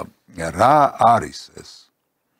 ერთის მხრივ ჩვენ ვნახეთ გასულ კვირას, რომ რაღაც ასაფეთქებელი ნივთიერება შემოვიდა უკრაინიდან. ახლა ვხედავთ, რომ შემოვიდა უზარმაზარი კაპიტალი, რომელიც ისე გადამუშავდა ფინანსური ოპერაციების თვალსაზრისით საქართველოში, რომ გახდა თეთრი ფული და მოხმარდა რაღაცა ალბათ რაღაცა ცუდ საქმეს უნდა ვიფიქროთ, იმიტომ რომ არასწორად შემოსული თანხები კარგ საქმეს არასოდეს არ ხმარდება. არასწორად და უკანონოდ შემოსული თანხები შემოდის ცუდი მიზნებისთვის, ცუდი საქმისთვის და ხმარდება ცუდ განზრახვებს. აი ამიტომ, როდესაც ერთის მხრივ რევოლუციას აცხადებენ და თარიღს ასახელებენ, აგენტურა მეხუთე კოლონა დასავლეთისა, მეორეს მხრივ ასაფეთქებელი ნივთიერებები მოძრაობს საქართველოში, აგერ მესამე მხრივ ხედავთ, რომ თანხების გათეთრება მიდის და თან რა თანხებზეა ლაპარაკი, რაღაც კოლოსალურ თანხებზე. ესე იგი ჩვენს ფულზე რომ გადავიყვანოთ 2 მილიარდ ლარზეა ლაპარაკი, უფრო მეტზე ალბათ, ხო? 2 მილიონი კი არა, 2 მილიარდი. წარმოგიდგენიათ რა კატასტროფული ვითარებაა შექმნილი და კარგია რომ ეს ამბები იხსნება, კარგია რომ შესაბამისი ორგანოები მუშაობენ ისე რომ საბოლოოდ არ დაიმალა ეს ყველაფერი, მაგრამ საიდან მოდის, ვისგან მოდის, რატომ მოდის, რატომ ემთხვევა დროში ერთმანეთს სახელმწიფო გადატრიალების დაანონსება და ამ კაპიტალის შემოსვლა, ასაფეთქებელი ნივთიერების შემოსვლა. ეს ხომ ერთი დიდი თემაა, ერთი ჯაჭვის შემადგენელი რგოლებია. ამიტომ ისე შეხედვა ამ საქმისთვის, რომ არა მარტივად არის საქმე, ახლა ხაბეიშვილი და ხოშტარი არის სახელმწიფო გადატრიალების მომწყობები არიანო, მე მგონი მთლად გენიოსები 2003 წელსაც არ ედგნენ იმ ეგრეთ წოდებულ ვარდების რევოლუციას სათავეში, მაგრამ მაინც მოახერხეს, ხო? ერთი შლეგი სააკაშვილი იყო და მეორე კიდევ რა ვიცი, აღარ მინდა ახლა გარდაცვლილ კაცზე რამე ვილაპარაკო ისეთი, მაგრამ რა ადამიანები იყვნენ ესენი, ისეთი რომ მათ შეეძლოთ სახელმწიფო გადატრიალების მოწყობა. არა, ესენი თვითონ ამას ვერ შეძლებდნენ, ეს შეძლო იმ ძალებმა, რომლებიც მათ უკან იდგნენ. ეს იყო ამერიკის შეერთებული შტატები და ცენტრალური სადაზვერვო სამმართველო, რომელიც მუშაობს ამ მიმართულებით ძალიან ბევრ ქვეყანაში და ძალიან ბევრ ქვეყანაში აქვს ჩატარებული ანალოგიური ოპერაციები. საერთოდ სახელმწიფო გადატრიალებები ათეულობით წლების განმავლობაში და ბოლოს მოიფიქრეს განახსნელი 25-30 წლის განმავლობაში ეს ეგრეთ წოდებული უსისხლო და ხავერდოვანი რევოლუციები, რომელიც საქართველოშიც განხორციელდა, უკრაინაშიც განხორციელდა და სხვათა შორის შეიწირა უკრაინა ამ ამბებმა, ჩვენც კინაღამ შეგვიწირა, დიდი ზიანი მოგვაყენა, ხალხი დაიხოცა, უბედურება მოხდა, ომი ჰქონდა პრაქტიკულად, ოღონდ ისეთი ხანგრძლივი არა როგორც უკრაინაში და ამიტომ ამბობ შედარებით ნაკლები ზიანი მეთქი, თუმცა ზიანი ერთი ადამიანის რომ იყოს დაღუპული, უკვე აუნაზღაურებელია, ხო? ეს ყველაფერი სწორედ ამ რევოლუციებს მოყვა. ეგრეთ წოდებულ რევოლუციასთან ამას რეალურად კავშირი არ აქვს, ეს არის ტიპიური სახელმწიფო გადატრიალებები. და ახლაც ანალოგიურ სახელმწიფო გადატრიალებას ამზადებენ და აგერ ამდენი ჯაჭვი გვაქვს. ამდენი ხელჩასაკიდი რამე გვაქვს და ამიტომ მოდით ისე ნუ გააკეთებთ რომ ამ ხალხს უთხრათ თქვენ პატიმრობაში რომ ხართ შეგიწყარებთ და გარეთ გაგიშვებთ, ოღონდ არჩევნებში მიიღეთ მონაწილეობა. ციხეში გყავს დამნაშავე და არჩევნებში უშვებ? ეს რა არის, რა მიდგომაა ეს? რა ფილოსოფიაა ეს? ერთი აგვიხსენით, მე კი არა, ქართველ ხალხს აუხსენით.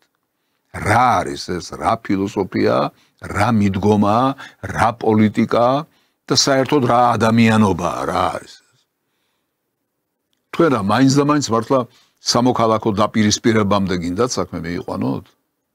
აბა როგორ ფიქრობთ ახლა? რამე რომ მოხდეს, აი 4 ოქტომბერს, როდესაც ემზადებიან სახელმწიფო გადატრიალებისთვის. იმის შემდეგ რა მოხდება და რა დაიწყება საქართველოში? აი ამ ხროვას ქართველი ხალხი მოუშვებს ხელისუფლებაში და ჩააბარებს ხელისუფლებას ისეთ ძალით მოსულს. ისინი არ ფიქრობენ ამას, მაგრამ იმიტომ რომ ამდენს ვერ ფიქრობენ. ნადირია და იმიტომო. დათა თუთაშხიაში რომ აქვს ჭაბუამი რეჟიმს. თქვენ მაინც ხომ უნდა იფიქროთ ხელისუფლება რომ ხარ და ამას ყველაფერს დროზე უნდა მიხედვა, თორემ თუ ჩაიარა მატარებელმა და დაგვიანდა და რაღაც ჯაჭვი აიკინძა, თქვენ ხომ იცით ვინ დგას ამათ უკან? ამათ უკან მთელი კოლექტიური დასავლეთი დგას პრაქტიკულად და იგივე ამერიკის შეერთებული შტატები დგას. მარტო ევროპა და კაია კალასი და ვიღაც სულელი ხალი ახლა რომ უყურებდით პრეს სპიკერი იყო თუ ვიღაცა. ესენი კი არ დგანან. ამერიკის შეერთებული შტატების მანდარის როგორც ვატყობ. იმიტომ რომ რამდენს ხვეწებით დაგველაპარაკეთ. ხმა გაგვეცი კაცო, რა დაგიშავეთ? ჩვენ ხომ შენ შკუაზე ვართ მომართულები. ყველაფერს ვიმეორებთ, რასაც შენ ლაპარაკობ. და რატომ არ გველაპარაკები? წერილებს თქვენ არ წერთ, ღია წერილებს? ხან პრემიერ-მინისტრი, ხან პრეზიდენტი. ღია წერილებს როდის წერენ? როდესაც სხვა ყველა გზა მოისინჯა და უშედეგო გამოდგა, მერე იწყება ღია წერილების წერა და არც ღია წერილებმა გაჭრა არ გიპასუხეს. ეს რას ნიშნავს? ეს ხომ ნიშნავს იმას, რომ ჩვენს თავზე, თქვენს თავზე პირველ რიგში ხელისუფლების თავზე დამოკლეს מחვილივით კიდია დასავლური პოლიტიკური განწყობები. ცუდი პოლიტიკური განწყობები და ამიტომ გასათვალისწინებელია ეს ყველაფერი, თორემ სხვანაირად როგორ გამოვა, რა ვიცი, აბა. ამიტომ დიახ, ეს ფულის გათეთრებას რაც შეეხებოდა. აი კიდევ ერთი სიუჟეტი, რომელიც წამოიწია ამ დღეებში. მილიონიანი კონტრაქტი ლობისტებთან. ფარას დოკუმენტებით ირკვევა, რომ ნაციონალურმა მოძრაობამ ლობისტურ კომპანია ნელსონ მალინსთან 11 ივლის კონტრაქტი გაფორმა და $360,000 გადაუხადა. დოკუმენტს ხელს პეტრე ცისკარიშვილი აწერს. მხარებს შორის გაფორმებულ დოკუმენტში წერია, რომ გადახდილი თანხის ანასოდ კომპანია ნაციონალურ მოძრაობას ამერიკაში და ამერიკის მთავრობასთან ურთიერთობებში ლობისტურ მომსახურებას გაუწევს. ნაციონალური მოძრაობა არჩევნებში არ მონაწილეობს, თუმცა ხელშეკრულების მიხედვით ნელსონ მალინსი ვალდებულებას იღებს პარტიის საქართველოში თავისუფალი და სამართლიანი არჩევნების უზრუნველყოფის მცდელობებში დაეხმაროს. აი ასეთი გახლავთ ეს პოზიცია. ხედავთ ისევ გადაბმული და გადაჯაჭვული დასავლეთთან და ამერიკის შეერთებულ შტატებთან და ეს ლობიზმი რა უბედურებაც არის მოგახსენებათ თქვენ. ეს არის დაკანონებული კორუფცია. სხვა უკეთესი განმარტება ამ ცნებისა არ მოიპოვება. დაკანონებული კორუფცია. და ამ დაკანონებულ კორუფციაში მონაწილეობს ეს ხალხი და რატომ მონაწილეობს? იმიტომ რომ ორივე მხარეს აქვს თავისი ინტერესი. ერთს უნდა თანხის მიღება და სახელმწიფო გადატრიალების მოწყობა აქაურს და იქაურსაც უნდა თანხის გაცემა, იმ თანხიდან გარკვეული წილის თვითონ დატოვება, ატკატებს რომ უძახიან და გარდა ამისა მისი ინტერესებიც არის სახელმწიფო გადატრიალების მოწყობა. აი ასია გადაბმული ეს ყველაფერი ერთმანეთთან და ეს ყველაფერი ერთად წარმოჩინდა აი ამ ბოლო დროს. რატომ? იმიტომ რომ რაღაცა მზადდება და სერიოზული ყურადღება ამისთვის მისაქცევი. ასე რომ არის ეს და არა სხვაგვარად ამას თვითონაც აღიარებენ. აი ახლა გამოჩნდება ნაციონალური მოძრაობის წარმომადგენელი. ნამდვილად არ ვიცი, მით უმეტეს ამ კომპანიის საქმიანობის შესახებ არ ვიცი დეტალები, თუმცა იგივე ცალსახად შემიძლია დავადასტურო. ხაზგასმით მნიშვნელოვანია ის ფაქტი, რომ ჩვენ ვიმუშაოთ ამერიკელებთან, ამერიკელ მაღალჩინოსებთან, სენატორებთან, კონგრესმენებთან იმაზე, რომ კიდევ ერთხელ ვანახოთ მათ, რომ თავისუფლების მოყარე საქართველოს მოქალაქეები იბრძვიან ამ ქვეყნის თავისუფლებისთვის. რა თქვა ამ ქალბატონმა? თქვა ის რომ მე ამ კონკრეტულ საკითხთან დაკავშირებით არა ვარო საქმის კურსიო, მაგრამ ის ვიციო რომ ჩვენო ამერიკელებთან, ევროპელებთან, კოლექტიურ დასავლეთთან უნდა ვიმუშაოთო და უნდა ვითანამშრომლოთ და ანუ უარყო თითქოს, მაგრამ ვერ უარყო პირიქით აღიარა რომ ასეთი ურთიერთობები მათ შორის არის და ეს ურთიერთობები სხვა არაფერია, გარდა ფინანსური ურთიერთობები, გარდა შეთქმულებითი ურთიერთობები, გარდა ქართული სახელმწიფოს წინააღმდეგ მიმართული გარკვეული ზრახვები და ასე შემდეგ. აი ეს არის მთელი ჯაჭვი და მთელი ეს ქვაბი, რომელშიც იხარშება ეს უბედურება, რომელსაც საქართველოსთვის ამზადებენ. აი აქ ცოტა ხნით შევჩერდეთ და შემოგთავაზებთ რუბრიკას ფსიქიატრიის რენტგენი.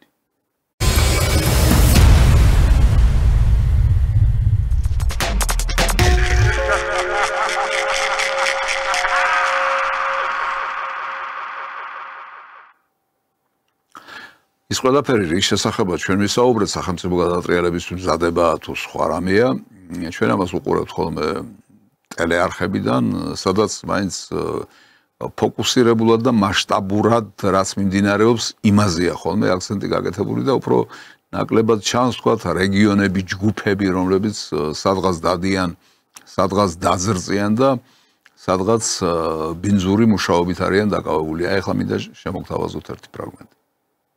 Именно теория дивжга. Ма теназаჯი ვართ მოშგური მე დიჯადა. ჯარშა ივეთი გვალის ორთქვი თქვა დი ჯარიშამბე. ჯარძმოძმა სკუაჟ სინჯა. ია ნა სუჟირჩან ავღანისტან. ენა მაჟია კონტრაქტი. სოიორანა უ ჩქინ ხალხის რუს ვეორანს ჩქინ ხალხის. ბორგვებაკო დეცვასო უკუი. ნამო ბილას რუსის არძენ ცხონ არტინდებთი.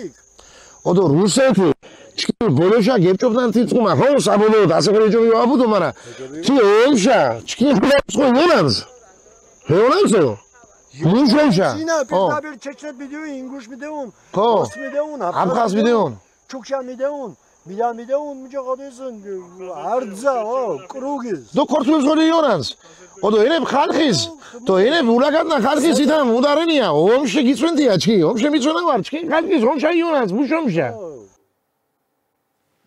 გაიგეთ რამე? ვინც მეგრული არის ის რა თქმა უნდა ვერაფერს გაიგებდა. მე მეგრული ვიცი, მაგრამ ბევრი რამე მეც ვერ გავიგე, იმიტომ რომ ერთი რაც გასაგებია ეს არის რაღაცა უკიდეგანო რუსოფობია და რაღაცა ისეთი განწყობილებების თესვა, რომელიც აბსოლუტურად რეალობასთან არ იკვეთება. მაგრამ როგორც ჩანს, ვიღაცას შემოაქვს ეს და ავრცელებს და ავრცელებს. აი კიდევ ერთი სიუჟეტი. გამოდით ჩვენთან ერთად, მართალ ხალხთან ერთად, მებრძოლ ხალხთან ერთად, ნამდვილ ქართველებთან ერთად. გამოდით ქუჩაში, გამოდით რუსთაველზე, რადგან ერთად დავიბრუნოთ საქართველო. ნამდვილ ხალხთან და ნამდვილ ქართველებთან ერთად. ეს დიდი ხანია ასეთი გრადაცია ხდება საქართველოში. აი მაგალითად ისინი ვისაც ზვიადისტებს უძახიან, ისინი საკუთარ თავს და საკუთარ მომხრეებს მოიაზრებენ ჭეშმარიტ ქართველებად. ისინი ვისაც მიშისტები ქვიათ და აი მიშას ხროვას წარმოადგენენ, საკუთარ თავს როგორც ჩანს მოიაზრებენ ნამდვილ ქართველებად და ნამდვილ ადამიანებად. აი კიდევ ერთი ვიდეო მასალა. დღეს ვინც არის სახლში, ის არის რუსეთული, რუსეთის მომხრე და არ ვიცი ხა ტელევიზიაში ხო არ შევიგინები ახლა. აი მე გაჩვენეთ ანალოგიური სიუჟეტი წეგან მოძალადე ფსიქოლოგია, მოძალადე ფსიქიკა. ხომ არ შევიგინებიო, ანუ შეგვაგინა ხომ ყველას ვინც მასავით არაზრუნებს. თუ განსხვავებული აზრი არის სადმე, მათ არ დაენანებათ არც შეგინება, არც ლანძღვა, არც წყევლა, არც ცემატყება თუ ეს მოახერხეს და არც ანგარიშსწორება და ტერორისტული აქტები. ეს არის მათი ბუნება და მათთვის დამახასიათებელი რამე. ისე უფრო შორსაც შეიძლება წასვლა აზროვნების გადახრის თვალსაზრისით. მართ არ გჭირდება, იცი, ჩვენ სუფთა დემოკრატიულად მოაზროვნე პრეზიდენტი და ეხლა ფიქრობ, იცი, შემდეგი პრეზიდენტი შენ უნდა იყო. ან შენაერი. არა, მიშა, მე ხა არც ფამილიარობა მას მალაპარაკებს და ძალიან სუფთა ადამიანი ხარ. აი ზელენსკი რასაც იმ ფილმში ლაპარაკობს, ტყუპის სალები ხარ. მენატრება ეგეთი ხალხი. მე მენატრება, იცი? ამ ერთ სულელს ეს მეორე სულელი გონია ზელენსკის ტყუპის სალი და ეს ენატრება საქართველოში და უნდა პრეზიდენტობა. არ ვიცი რატომ არ დაუბრუნა ამან ქათინაური ასე ვთქვათ და რატომ არ უთხრა მას რომ არა მე კი არა შენ უნდა იყო საქართველოს პრეზიდენტი. ისე ჩვენ იმ ჭკუით ვიარეთ 35 წლის განმავლობაში რომ მართლა ვიმსახურებთ ერთსაც და მეორეს, სადაც პრეზიდენტებად საქართველოსი. ეს უნდა ვაღიაროთ ჩვენ რომ ამ გზით ვიარეთ ჩვენ და ამ ჭკუით ვიარეთ ამდენი ხნის განმავლობაში. ეხლა წარმოგიდგენთ ერთ მამალ რუსოფობს, რომლის მსგავსი აი ამ რუსოფობიით გაჟღენთილ ადამიანთა შორისაც კი ძნელი მოსაზრებნი. ყველა აქტირობს სწორ ადგილას აქვთ ხო, კარგად აქვთ ხო, ცხვირაპრეხილები უმრავლეს შემთხვევაში, მოკლედ ისინი გაგიკვირდებათ და ღერიან და მე ხა ერთ სიმღერას გაჩვენე, სიმღერას თუ ვიდეოს გაჩვენეთ. ხო, ჩაიქცება. უყურეთ? ოდიში, ჩაიქცო? ოკეი.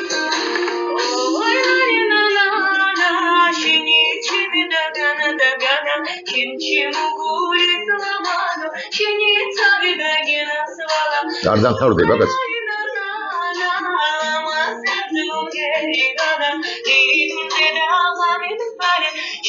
ამდენი ხანი შეიძლება გაგრძელდეს რა უბედურება და მიდის ლაიქები. მიდის ქართველი სექსუალურად და უკმაყოფილებელი მამაკაცების უმრავლეს შემთხვევაში რასაკვირველი ალბათ ყველას მაინც ვერ იგულისხმებ, მაგრამ სექსუალურად და უკმაყოფილებელი მამაკაცების ზეაღმართული წერები რა მაგრამ ხერის ეს ტანია, არც ვიცი რა ქვია, რა მნიშვნელობა აქვს რა ქვია. ეს მათეული გაგებით ნაშა. მოდი ასე ვიტყვი, აი ლოგინში ჩასაწვენი, დიახ, ამის ლოგინში მithრევა უნდათ და უკმაყოფილებელ უმრავლეს შემთხვევაში ქართველ დამლაიქებელ მამაკაცებს წერებს უწევენ. მე არ ვიცი, ნაციონალური ნიშნით ფობიის, ზიზღის, სიძულვილის, შიშის თუგნებავთ. მეტი გადმონთხევა თუ შეიძლება საერთოდ. წარმოუდგენელია ალბათ. ახლა რამდენი ქართველი გოგონა ან ყმაწვილი მღერის ვთქვათ ინგლისურ სიმღერას რამდენი ზოგი ცუდად ზოგი საშუალოდ ზოგი შეიძლება კარგადაც მაგრამ ამის გამო მათ ვინმე სჯის ამის გამო მათ ვინმე წყალაგრულობას და ქოქოლას აყრის რა არის ეს ვიღაცა რუსი გოგონა სადღაც თავისთვის მღერის ქართულ სიმღერას რა დაგიშავა რა უბედურება ნახე ამაში და რას კადრულობ ამ ხნის კაცი დაბერდი უკვე და მეტი ზნეობა მეტი რაღაც ადამიანობა რომ შენ თვითონ არ უნდა იკადრო თორემ ახლა ის გოგონა ვერც გაიგებს შენ რა თქვი მასზე და რომც გაიგოს სულ ცალფეხზე დაიგიდებს შენს ნათქვამს რა თქმა უნდა მაგრამ შენ ხომ ხარ ადამიანი ქართველი კაცი ასაკოვანი კაცი ეს საქციელია ხო ეხლა მინდა წარმოგიდგინოთ დროებით ალბათ დროებით მოჭკვიანებული თუ ნორმალურობისკენ ნაბიჯ გადადგმული გიჟები აი რა ლევან ხაბეიშვილი რის ლევან თქვენ გჯერათ რომ ლევან ხაბეიშვილს იმის ძალა და უნარი აქვს რომ რეპრესიები დაიწყოს ხალხნა 4 ოქტომბერს ხაბეიშვილის რევოლუციის მომწყობი ადამიანები თუ არსებობდნენ ხაბეიშვილის პროცესზეც იქნებოდნენ ისინი მისულები და რაღაც ჩოჩხოლს მაინც უნახავდით იქ ამხელა რევოლუციონერი კაცი რომ დაიჭირეს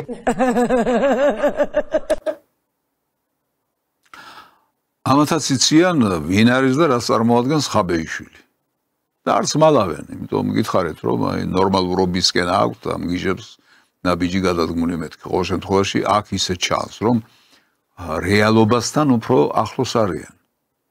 და უფრო შერაცხადნი გახდნენ, ვიდრე აქამდე ჩანდნენ ყოველ შემთხვევაში ტელეეკრანებზე. ახლა კიდევ უფრო მოჭკვიანებული კაცი მინდა განახოთ ამ თვალსაზრისით. ეხა ხაბეიშვილზე მინდა მაინც ორი სიტყვა გითხრათ. ხო, ეხა აი ეს ხმამაღალი განცხადებები მესმის, რა თქმა უნდა, ის პოლიტპატიმარია და მე მას თანაუგრძნობ ყველანაირად, მაგრამ ჩვენ ცოტა დაფიქრება გვმართებს რა, ეხა ეს ხმამაღალი განცხადებები, რომ აი ქუძე კაცი და ხაბეიშვილისგან ეხა უნდათ ნაციონალური ლიდერის შექმნა ვერ შექმნიან ამ კაცისგან. არ გამოითვლება კაცო სალამური იმისგან რა, არ ხდება ესე ხელოვნურად. იმიტომ რომ დიდი იმედების შექმნას მე დიდი იმედგაცრუება მოსდევს ხოლმე. მე მგონი სამდე მართალია ამ კონკრეტულ შემთხვევაში ეს კაცი. ხო, ხაბეიშვილისგან სალამურიო არ გამოითლებაო, ამბობს და არც გამოითლება ალბათ და მით უმეტეს არ გამოითლება ეროვნული ლიდერი, რომელიც უნდა ვიღაცას რომ გამოთალოს. ისე დასავლეთის საქმე ძალიან ცუდად რომ მიდის იმაშიც ჩანს.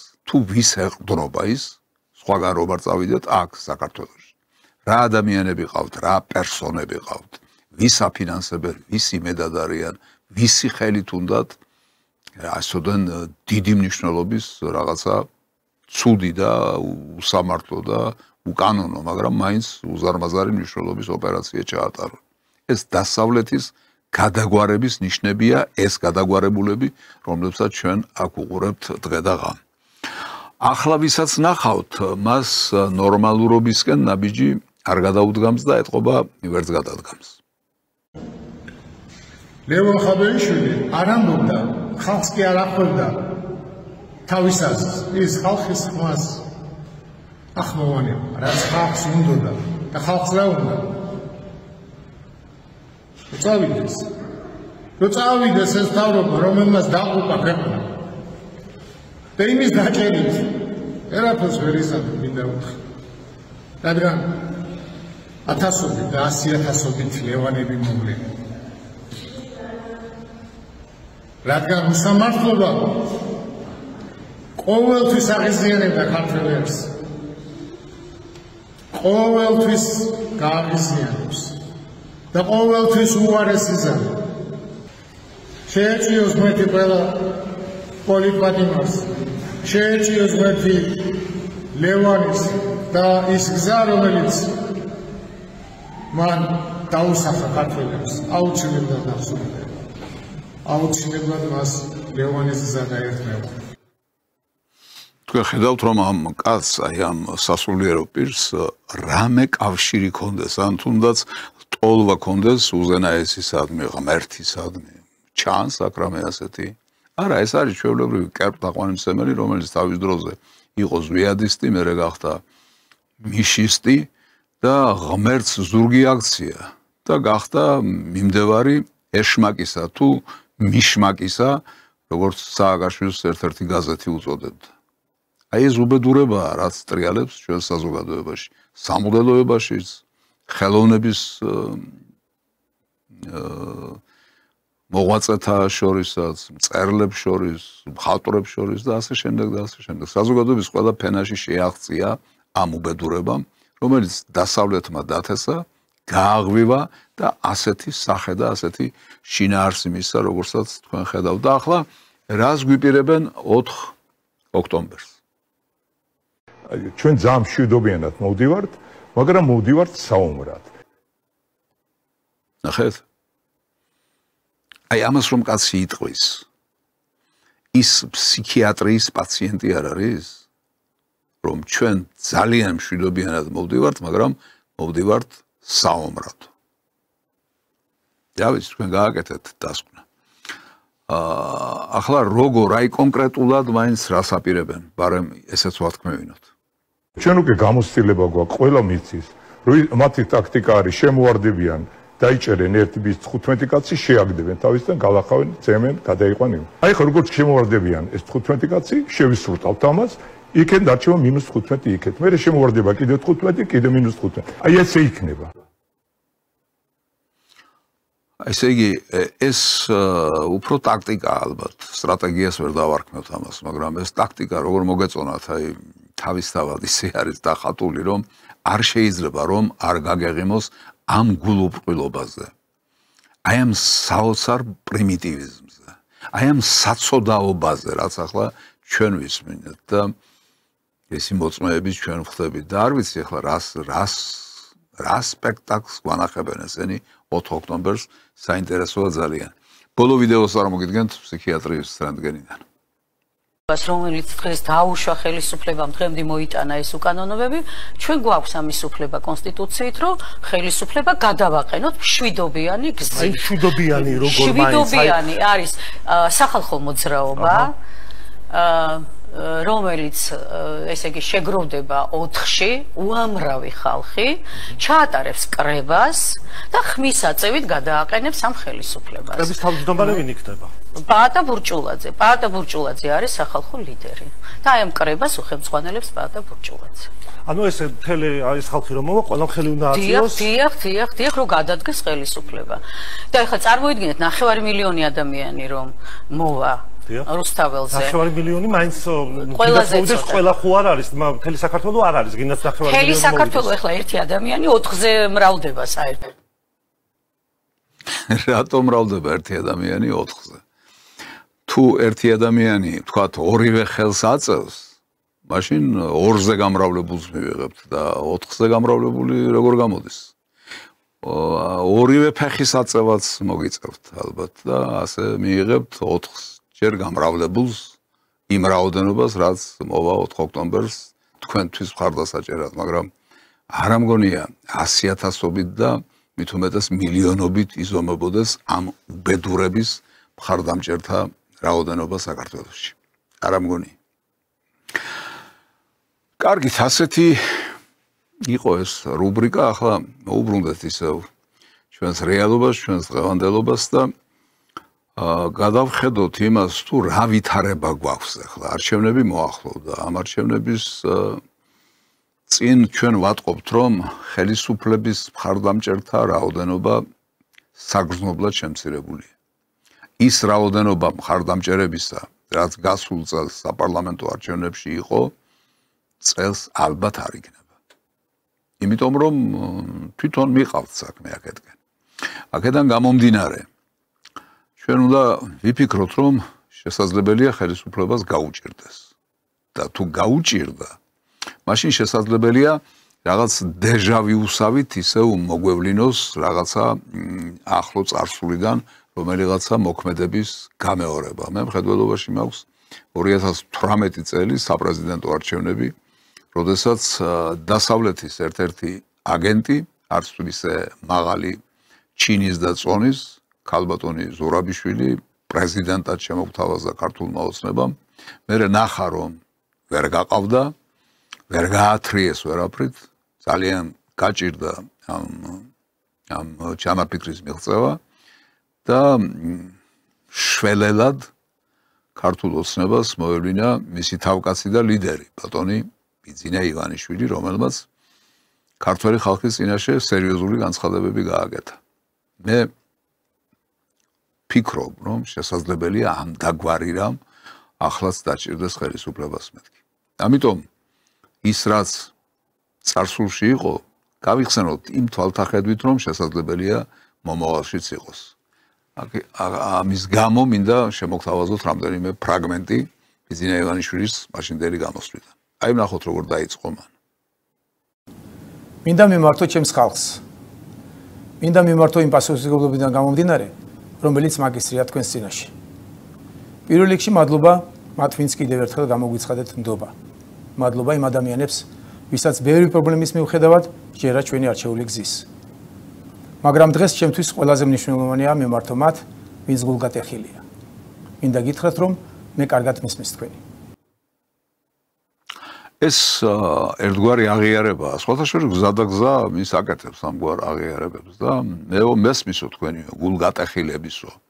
ქართული ოცნების მოღვაწეობის შედეგების გამო გულგატეხილი ნაწილისო, საზოგადოების და ხალხისო, მეო მესმისო და ეს კარგი აღიარებაა ერთგვარი, მაგრამ მაინც რა ის გამო და როგორ ეს ჩამონათვალიც შემოგთავაზა.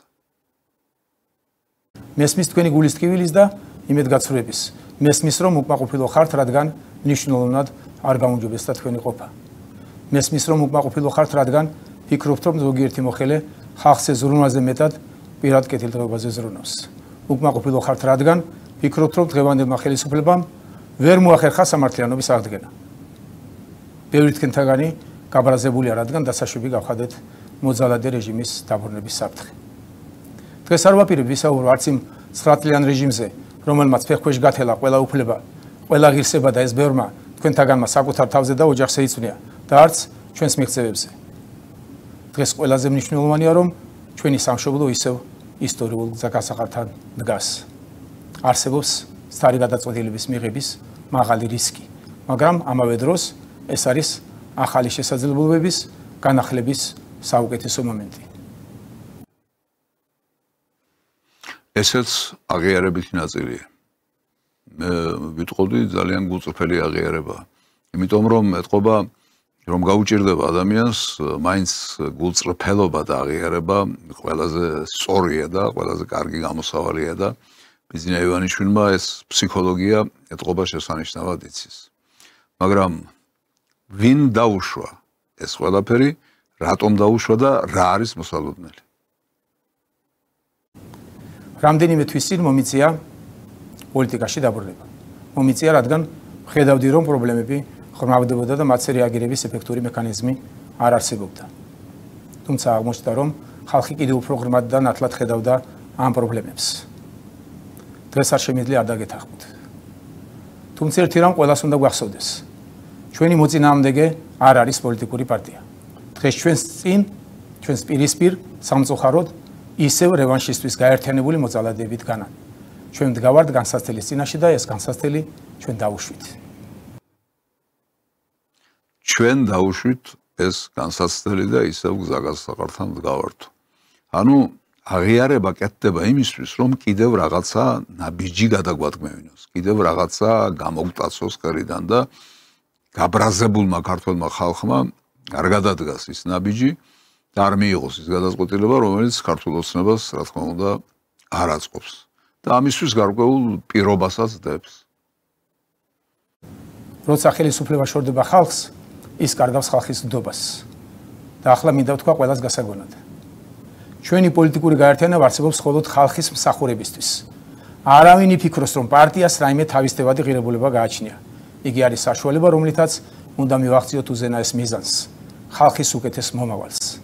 ამიტომაც, თუ ქართული ოცნება ვერ მუშაობს, თუ მისმა რომელიმე შტომ ხალხის მსახურებაში არ ივარგა, მე პირველი წავალ მათ წინააღმდეგ. მაგრამ მე პირველი წავალ ქართული ოცნების წინააღმდეგ, თუ მან ხალხის სასიკეთოდ ვერ იმუშავა და არ ივარგაო, ვერ ივარგაო. ეს პირობაა უკვე დადებული ქართული ხალხის წინააღმდეგ. მაგრამ თქვა მან და ახლა მოვისმინოთ ეს მეორე ნაწილი, რას ამბობს ის მას შემდეგ, რაც იხმარა ეს კავშირი. მაგრამ არ შეიძლება მივცეთ საშუალება ამ შეცდომებით ისარგებლოს ძალამ, რომელსაც სინამდვილეში ყველა იმ ღირებულების მოსპობა სურს, რომელიც ასე ძვირფასია ჩვენთვის. ამ შეცდომებს სწორი დანახვა და კრიტიკა უნდა. ოპონენტები კი სრული სიმძლავრით ჩართული სისრულის მანქანით ცდილობენ ყველაფრის გადახაზვას. მათ შეცდომების გასწორება არ სურთ, მათ ყველაფრის დანგრევა უნდა და რაც ყველაზე სამწუხაროა, ნებისმიერ ფასად. ოპონენტები მხოლოდ ტყუილზე დაფუძნებულ კამპანიას ატარებენ. ხალხს ურცხვად პირდებიან იმას, რაც საპარლამენტო წყობაში საპრეზიდენტო უფლებამოსილებას სრულად ცდება და ამავე დროს ღიად გვიანონსებენ ადამიანის წამებასა და ჩაგვრაში ბრალდებულების გათავისუფლებას, რაც საზოგადოების შეურაცხყოფის გარდა პირდაპირ დესტაბილიზაციის საფრთხის მატარებელია. თავარი სათქმელი უკვე გვითხრა. კიო, ჩვენ ეს ვერ გავაკეთეთ, ის ვერ გავაკეთეთ, ამაში ვერ ვივარგეთ, იმაში ვერ ვივარგეთ, მაგრამ იმ ხალხის მოსვლა, იმ ძალის მოსვლა მაინც არ უნდა დაუშვათო. ამისი დაშვება არ შეიძლებაო. ეს არ უნდა გავაკეთოთ. ეს არის მთავარი სათქმელი. იყო მაშინ მისი მთავარი სათქმელი და იმიტომ მომაქვს მე ეს ყველაფერი დღეს 7 წლის შემდეგ, რომ შესაძლებელია ეს რეალობა კიდევ გამეორდეს მეთქი. და რა კი აქამდე მივიდა, ამის შემდეგ იმ გარკვეული წარმატებების ჩამონათვალის მოგცა, რომელსაც მათ მიაღწიეს. 2012 წელს ჩვენ მოვიშორეთ ძალადებაზე დაფუძნებული რეჟიმი.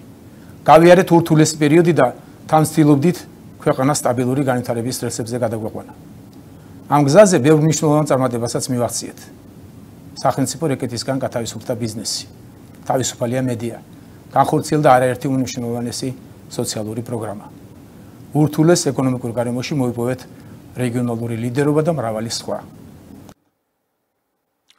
ყველაფერი გაკეთებულია სოციალური ფსიქოლოგიის კანონების შესაბამისად. ვინც ამ ტექსტზე იმუშავა, ვინც მას დაეხმარა, ან თვითონ ძალიან კარგად იცის სოციალური ფსიქოლოგია და ეს ყველაფერი ააგო იმ კანონების შესაბამისად, რომელმაც სოციუმზე გავლენა უნდა მოახდინოს და აგი მოახდინა კიდეც დაუჯერეს მას და მაშინ ქალბატონი ზურაბიშვილი აირჩიეს პრეზიდენტად და აი ახლა მინდა კარგად დაუგდოთ ყური ბატონ ბიზნეს ის ძალიან საინტერესო ცნებებს გამოიყენებს ევროკავშირი და ნატო. საერთაშორისო ასპარეზზე ჩვენი ამერიკელი და ევროპელი მეგობრები სულ უფრო რეალურ პერსპექტივაში განიხილავენ ჩვენი ქვეყნის ნატოში და ევროკავშირში ინტეგრირებას. ესე იგი, ეს 7 წლის წინანდელი ამბავია, მაგრამ 7 წლის წინათ ჯერ კიდევ, ასე ვთქვათ, ეს იყო პოპულარული, აქ იგითხარით, სოციალური ფსიქოლოგიის კანონების გათვალისწინებით არის ეს მიმართვა ჩამოყალიბებული მეთქი და ესე იგი ეს იყო პოპულარული, ეს მუშაობდა საზოგადოებაზე, ეს განაწყობდა საზოგადოებას, დღეს არ ამგონია.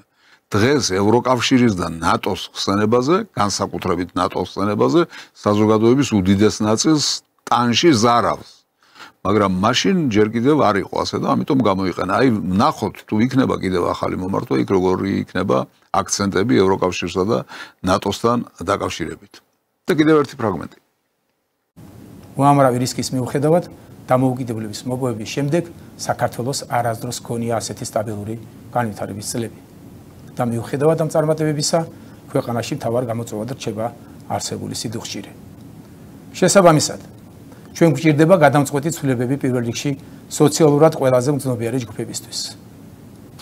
ბევრი პოპულისტისგან განსხვავებით, ბუნებრივია არ ვისაუბრებ კონკრეტულ ციფრებზე, მაგრამ აუცილებლად ვიტყვი, რომ პენსიონერებისა და დევნილების შემწეობები და დახმარებები რადიკალურად უნდა გადაიხედოს. მათზე ზრუნვა ჩვენი ღირსების საქმე და ჩვენ ეს უნდა შევძლოთ. 7 წელიწადი გავიდა ამ მიმართვის შემდეგ. გადაიხედა ეს საკითხები, პენსიები გაიზარდა.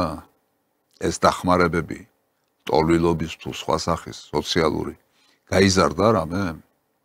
შესაძლებელია სადღაც რაღაცა მოემატა ოდნავ, მაგრამ გადახედეთ სხვა მდგომარეობას, ინფლაციის აგეს გადახედეთ, ფასების ზრდას გადახედეთ როგორია და შესაბამისობაში მოიყვანეთ ეს ყველაფერი. მე მგონია რომ გაცილებით გაუარესდა პენსიონერთა მდგომარეობა ვიდრე იყო.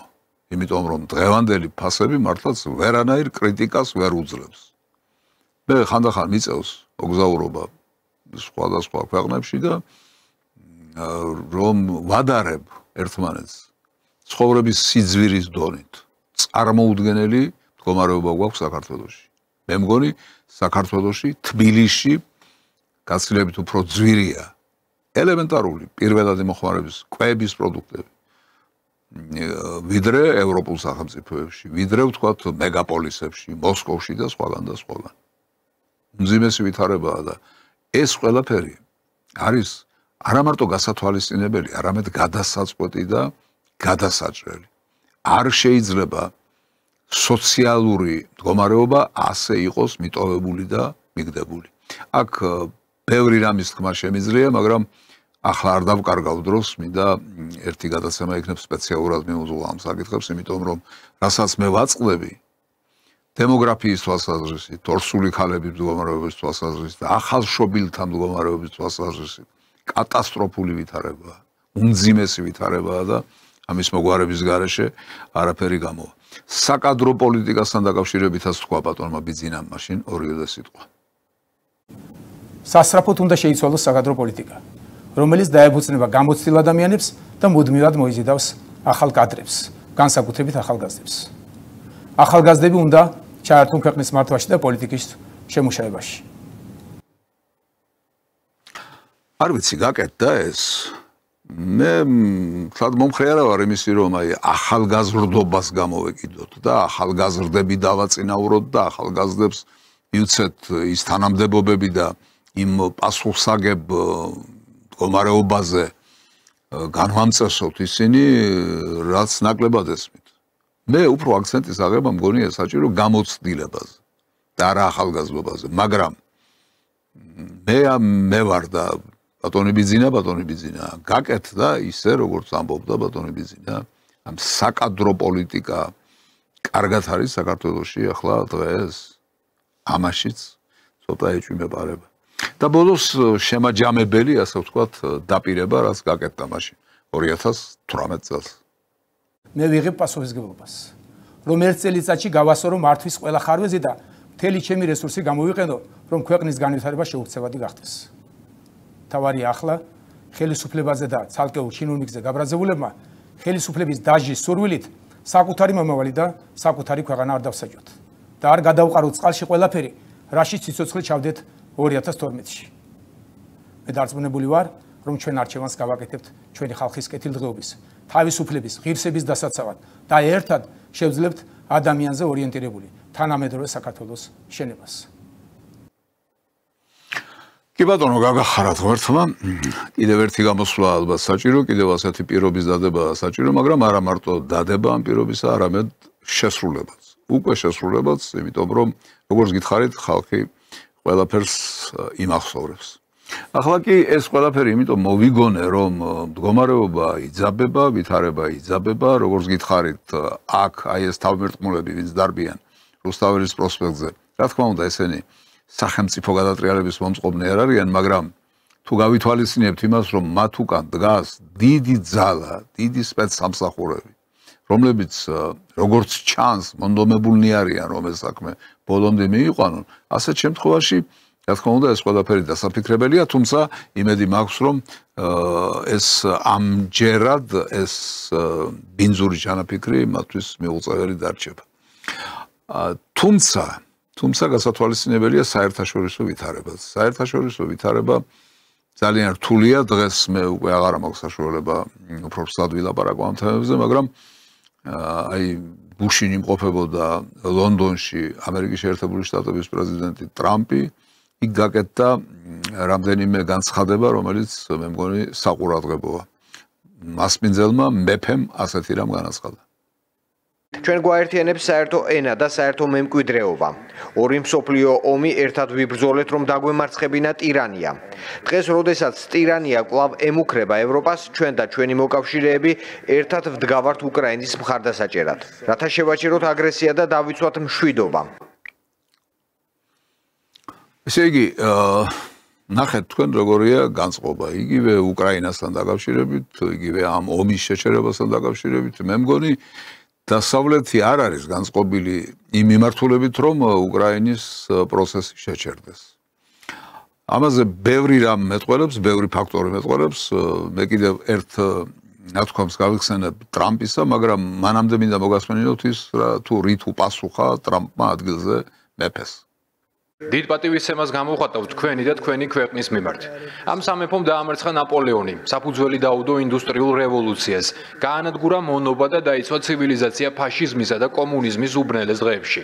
ამ სამეფოს სამართლებრივი, ინტელექტუალური, კულტურული და პოლიტიკური ტრადიციები კაცობრიობის უმაღლეს მიღწევებს შორისაა. მსგავსი არასდროს არავის შეუქმნია. ასე ერთმანეთთან დიდი სიამტკბილობა გააჩაღეს დიდმა ბრიტანეთმა და ამერიკის შეერთებულმა შტატებმა და როგორც ჩანს ტრამპს აქ მაინც არ გამოუკვეთავს უკრაინასთან დაკავშირებით მისი პოზიცია, მაგრამ როგორც ჩანს ის რაც ითქვა მასპინძლის მიერ, მისთვის მისაღებია, გასაგებია და თვითონაც ასე აპირებს და შემდეგ გზაში მან იგივე გაიმეორა, რაც მასპინძელმა მას უთხრა ლონდონში. არ ვფიქრობ, რომ ამის დროა, მაგრამ თუ საჭირო დროს ამის გაკეთება მომიწევს, მკაცრად ვიმოქმედებ. მანამდე კი აუცილებელია ვიმუშაოთ ნავთობის ფასის შესამცირებლად, რაც აიძულებს პუტინს ომის დასრულებას. მზად ვარ სხვა რაღაცებიც გავაკეთო, მაგრამ არა იმ ფონზე, როდესაც რუსეთისგან ნავთობს ისევ ყიდულობენ.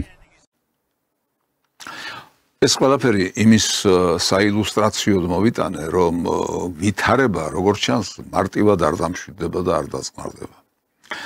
ტრამპი ამ ნათქვამით თუ იმჟელებთ, თუმცა შესაძლოა მან ხვალ სრულიად საწინააღმდეგო რამე განაცხადოს, მაგრამ ამ ნათქვამის მიხედვით თუ იმჟელებთ, რუსეთთან საბრძოლველად საჭიდაოდ არის განწყობილი, ფიქრობს ნავთობის ფასის დავარდნას, რაც რუსეთის ეკონომიკაზე უარყოფითად დაისახება და ამითი იმის მიღწევას, რომ უკრაინაში რუსეთის პოზიციები შესუსტდა.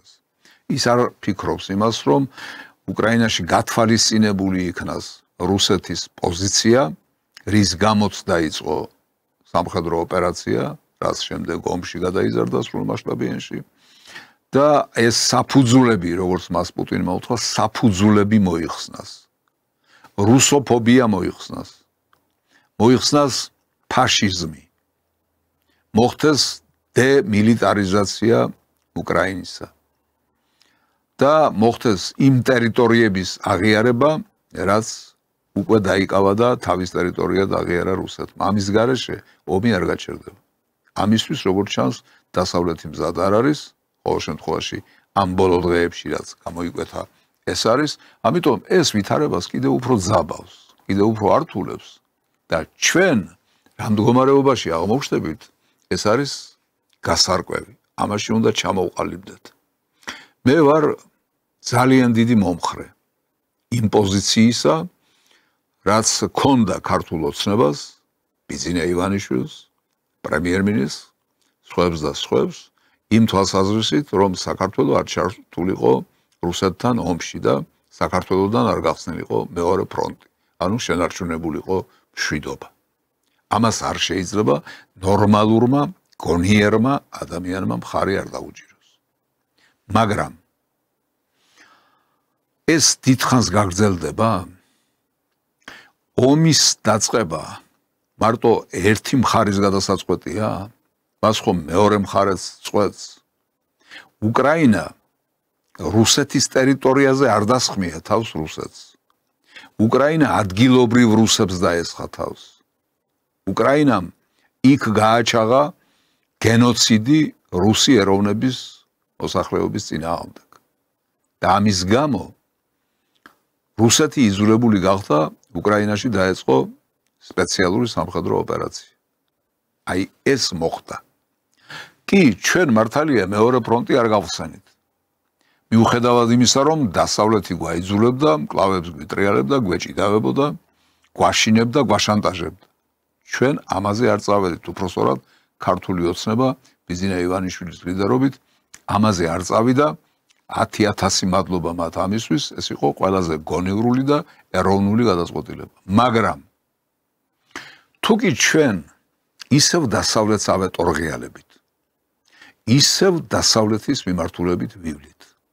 ანუ ისევ ჩავეწერებით დასავლურ კოჰორტაში და იმ გუნდში, იმ ბლოკში, რომელიც არის რუსეთის მტერი. ასეთ შემთხვევაში რა ნაბიჯს გადადგამს რუსეთი? ეს ხომ ჩვენ უნდა გვიკარნახოს ჩვენმა საკუთარმა გამოცდილებამ, რომელიც მივიღეთ 2008 წლის აგვისტოს თვეში. ეს ხომ ჩვენ უნდა გვიკარნახოს უკრაინის გამოცდილებამ, რომელსაც აგერ ვაკვირდებით უკვე მე-4 წელიწადია, რამაც უკრაინა გაანადგურა, მოსპო, გაანახევრა მოსახლეობა, მილიონობით ადამიანი ჩაწვა მიწაში, განახევრდა ტერიტორია და პრაქტიკულად ეს არის სრული კოლაფსი უკრაინული სახელმწიფოსი. ეს მაგალითიც გვაქვს. აქედან გამომდინარე, თუ რუსეთი იძულებული შეიქმნება, თუ აუცილებელი იქნება მისთვის, რომ რაღაც ანალოგიური ნაბიჯი გადადგას ჩვენ წინააღმდეგ, როდესაც ჩვენ ისევ მტრულ ბანაკში აღმოჩნდებით. გვაქვს იმის გარანტია, რომ ასე არ მოხდება. მე მგონი არ გვაქვს ამის გარანტია. ამიტომ მერე ფიქრი გვიანი იქნება. თითზე კბენანიო, რომ არის ქართული ნათქვამი. გვიანი იქნება ეს ყველაფერი. თავიდან უნდა ვიფიქროთ. თუ რა შედეგი მოყვება. ამას შევალიე მე არა მარტო ეს გადაცემები, არამედ ტომები, რომლებიც დაწერილი მაქვს ამ საკითხებთან დაკავშირებით. მაგრამ მომსმენი, წამკითხავი, გამგონი არის ვინმე? არ ვიცი, ჯერ კიდევ ვერ ხედავ არის თუ არა ვინმე ამის გამკეთებელი. და მიუხედავად ამისა, დღეს უნდა გავაკეთო ერთი განცხადება, რომელიც შესაძლებელია ლოგიკური არ გეჩვენოთ, როგორც დასკვნა იმის შესახებ, რა საუბარიც მე მქონდა მთელი ამ ხნის განმავლობაში ამ გადაცემაში. მაგრამ მაინც ეს დასკვნა უნდა გავაკეთო, იმიტომ რომ ის შეიძლება პირდაპირი ფორმალური ლოგიკის თვალსაზრისით არ არის სწორი დასკვნა, მაგრამ ზოგადი ვითარებიდან გამომდინარე, ზოგადი ლოგიკიდან გამომდინარე არის სწორი დასკვნა. ლოგიკის სხვადასხვა მიმართულება არსებობს, ფორმალური ლოგიკა არსებობს, მათემატიკური ლოგიკა არსებობს, ფილოსოფიური, დიალექტიკური ლოგიკა არსებობს. აი ამ დიალექტიკური ლოგიკის თვალსაზრისით ის დასკვნა, რომელიც ახლა უნდა გავაკეთო, ალბათ შეესაბამება იმას, რის შესახებაც მე დღეს თქვენთან მქონდა საუბარი. ეს დასკვნა გახლავთ ასეთი. ამჯერადაც ჩვენ სხვა გამოსავალი არ გვაქვს. ეს კარგია თუ ცუდია, მე ამაზე უკვე ვისაუბრე, აქ აღარ ვიტყვი არაფერს, მაგრამ ჩვენ სხვა გზა არ გვაქვს. ჩვენ არ უნდა დავუშვათ ფაშისტური რევანში საქართველოში. ჩვენ არ უნდა დავასხათ წყალი არც ჩვენი მტერი დასავლეთის წისქვილზე და არც მათი აგენტურის წისქვილზე აქ საქართველოში. რა თქმა უნდა, ქართველი ხალხი, მისი გონიერი ნაწილი არავითარ ცდუნებას არ აყვება და არავითარ ანკესზე არ წამოეგება 4 ოქტომბერთან დაკავშირებით. ამის იმედი მეც მაქვს და სრულიად საქართველოსაც აქვს, იმიტომ რომ ყველა სხვა გზა უფსკრულისკენ მიდის. ამ არჩევნებში ჩვენ, როგორი ძნელიც არ უნდა იყოს ეს ზოგიერთი ჩვენგანისთვის, მაინც უნდა დაუჭიროთ მხარი ქართულ ოცნებას. იმიტომ რომ ამ არჩევნებიდან გარდატეხა ხდება. ამ არჩევნების შემდეგ ამ ნაძირალების ჭაჭანება საქართველოში მე მგონი აღარ იქნება. ამიტომ კიდევ ერთხელ გადავაბიჯოთ საკუთარ თავს და ის, რაც უნდა გთხოვოთ, შესაძლებელია გთხოვოთ ბატონმა ბიზინა ივანიშვილმა, თუ კი ამას საჭიროდ ჩასვლის, მე წინასწარ მინდა თქვი უკვე ამ არჩევნებში ხარი ქართულ ოცნებას უნდა დაუჭიროთ. ეს არის არა ქართული ოცნების დამსახურება, არამედ აუცილებლობა, რომელიც დგას ქართველი ხალხის და საქართველოს წინაშე. აი ეს უნდა გავაკეთოთ. და არ უნდა ავყვეთ არავის, ვინც უნდა იყოს იგი. სახელმწიფო მოღვაწე თუ ოპოზიციის წარმომადგენელი, მეხუთე კოლონის წარმომადგენელი თუ გნებავთ სასულიერო პირი. არ უნდა ავყვეთ არანაირ სუნებას და არავითარ ეშმაკისეულ მოწოდებებს. აი მაგალითად ერთ-ერთი სასულიერო პირი. ყველა ვინც აზროვნებს აღმოჩნდა ქუჩაში. რადგან ჩვენი ქვეყანამ გეზი აიღო თავიდან გაურკვეველი, მაგრამ ეხლა გარკვეული ჩრდილოეთისკენ. და წარმოიდგინეთ აი რაღაცა იდეოლოგიებს ამბობენ, რომელიც არავის არ ესმის. აი რა არის deep state? ვინ არის ეს deep state? რა არის ეს? რა ხდება? ვინ არის ეს deep state? ანუ მე კი მივხვდი ისინი ვის ეძახიან deep states. რომ ეძახიან ამას იმ ქვეყნებს, რომლებიც უკრაინას თავდასვაში ეხმარებიან და ამიტომ ომი გრძელდება. ესე იგი, ვინც ომი დაიწყო ის კი არ არის deep state. ვინც უკრაინას ეხმარება ის არის deep state, ანუ ევროპა. და ევროპული ქვეყნები რომ ამდენ ხანს რომ დაეხმარენ უკრაინას და რომ იცენ იარაღი, ეს ამან ომი გააგრძელა. არ ჯობდა ერთ კვირაში რომ აეღო პუტინს და ანუ ეს ლოგიკა ამას ხო პირდაპირ ვერ იტყვიან. ვერ ამბობენ ამას პირდაპირ. და ამიტომ ისეთ გაურკვეველ ფრაზებს ამბობენ. ახლა ვინმე შეუძლია თქვას, რომ ეს კაცი, ეს სასულიერო პირი არის ნორმალური. რა არისო, ვინ მოიგონაო, საიდან მოვიდა ეს deep state-ი? deep state-ზე ლაპარაკობს მთელი ამერიკის შეერთებული შტატები და მთელი დასავლეთი, რომლის მიმდევარიც ვითომ არის ეს მღვდელი. deep state-ი არის ის უბედურება, რომელიც იმ სოროსის სახით, რომლის შესახებაც ვისაუბრეთ, იმ ნედის სახით, იმ იუსაიდის სახით და იმ 1000 უბედურების სახით, რომლებიც აფინანსებდნენ სახელმწიფო გადატრიალებებს, ტერორს, რომლებიც აფინანსებდნენ ყველა იმ უბედურებას, რომლის წინააღმდეგაც უნდა გამოდიოდეს სასულიერო პირი. აი ის არის deep state-ი, მაგრამ ამ კაცს ეს არ გაუგია. ამ კაცს ეს არ გაუგია, იმიტომ რომ ამ კაცს არასოდეს შეხება არ ქონია ღმერთთან. წეღამ თქვი და ახლაც გავემეორებ. ეშმაკის კი არა, მიშმაკის მიმდევარია. და უნდა რომ თავისი გზით ეშმაკის და სატანის გზით ატაროს მთელი ქართველი ხალხი. მაგრამ დიდება უფალს საკითხი ასე არ დადგება საქართველოში. სხვათა შორის მე მინდა წარმოგიდგინოთ ახლა ერთი პატარა ეპიზოდი, სადაც ილაპარაკებს სამოქალაქო პირი, არასასულიერო პირი. მაგრამ ნახეთ განსხვავება, რამდენად ღვთისნიერია იმ კაცის ლაპარაკი, რომელსაც ახლა წარმოგიდგენთ. იმასთან შედარებით, ვისაც სასულიერო პირი ქვია, ვისაც ჯვარი კიდია და ვინც ვითომ ღმერთს უნდა ემსახურებოდეს, მაგრამ ეშმაკს ემსახურება. ის სამოქალაქო პირი, რომელიც ახლა წარმოდგება თქვენ წინაშე. ნუ გაგიკვირდებათ. ისევ ბიძინა ივანიშვილი. გასაკვირი არა რომ დღეს ჩვენი ქვეყნის შიდა თუ გარე მტრების განსაკუთრებული სამიზნე სწორედ მართლმადიდებელი ეკლესიაა. სწორედ ამიტომ საკონსტიტუციო უმრავლესობის მოპოვებისთანავე მივიღებთ კონსტიტუციურ კანონს, რომლითაც მართლმადიდებლობა საქართველოს სახელმწიფოს თვითმყოფადობის საყრდენად გამოცხადდება.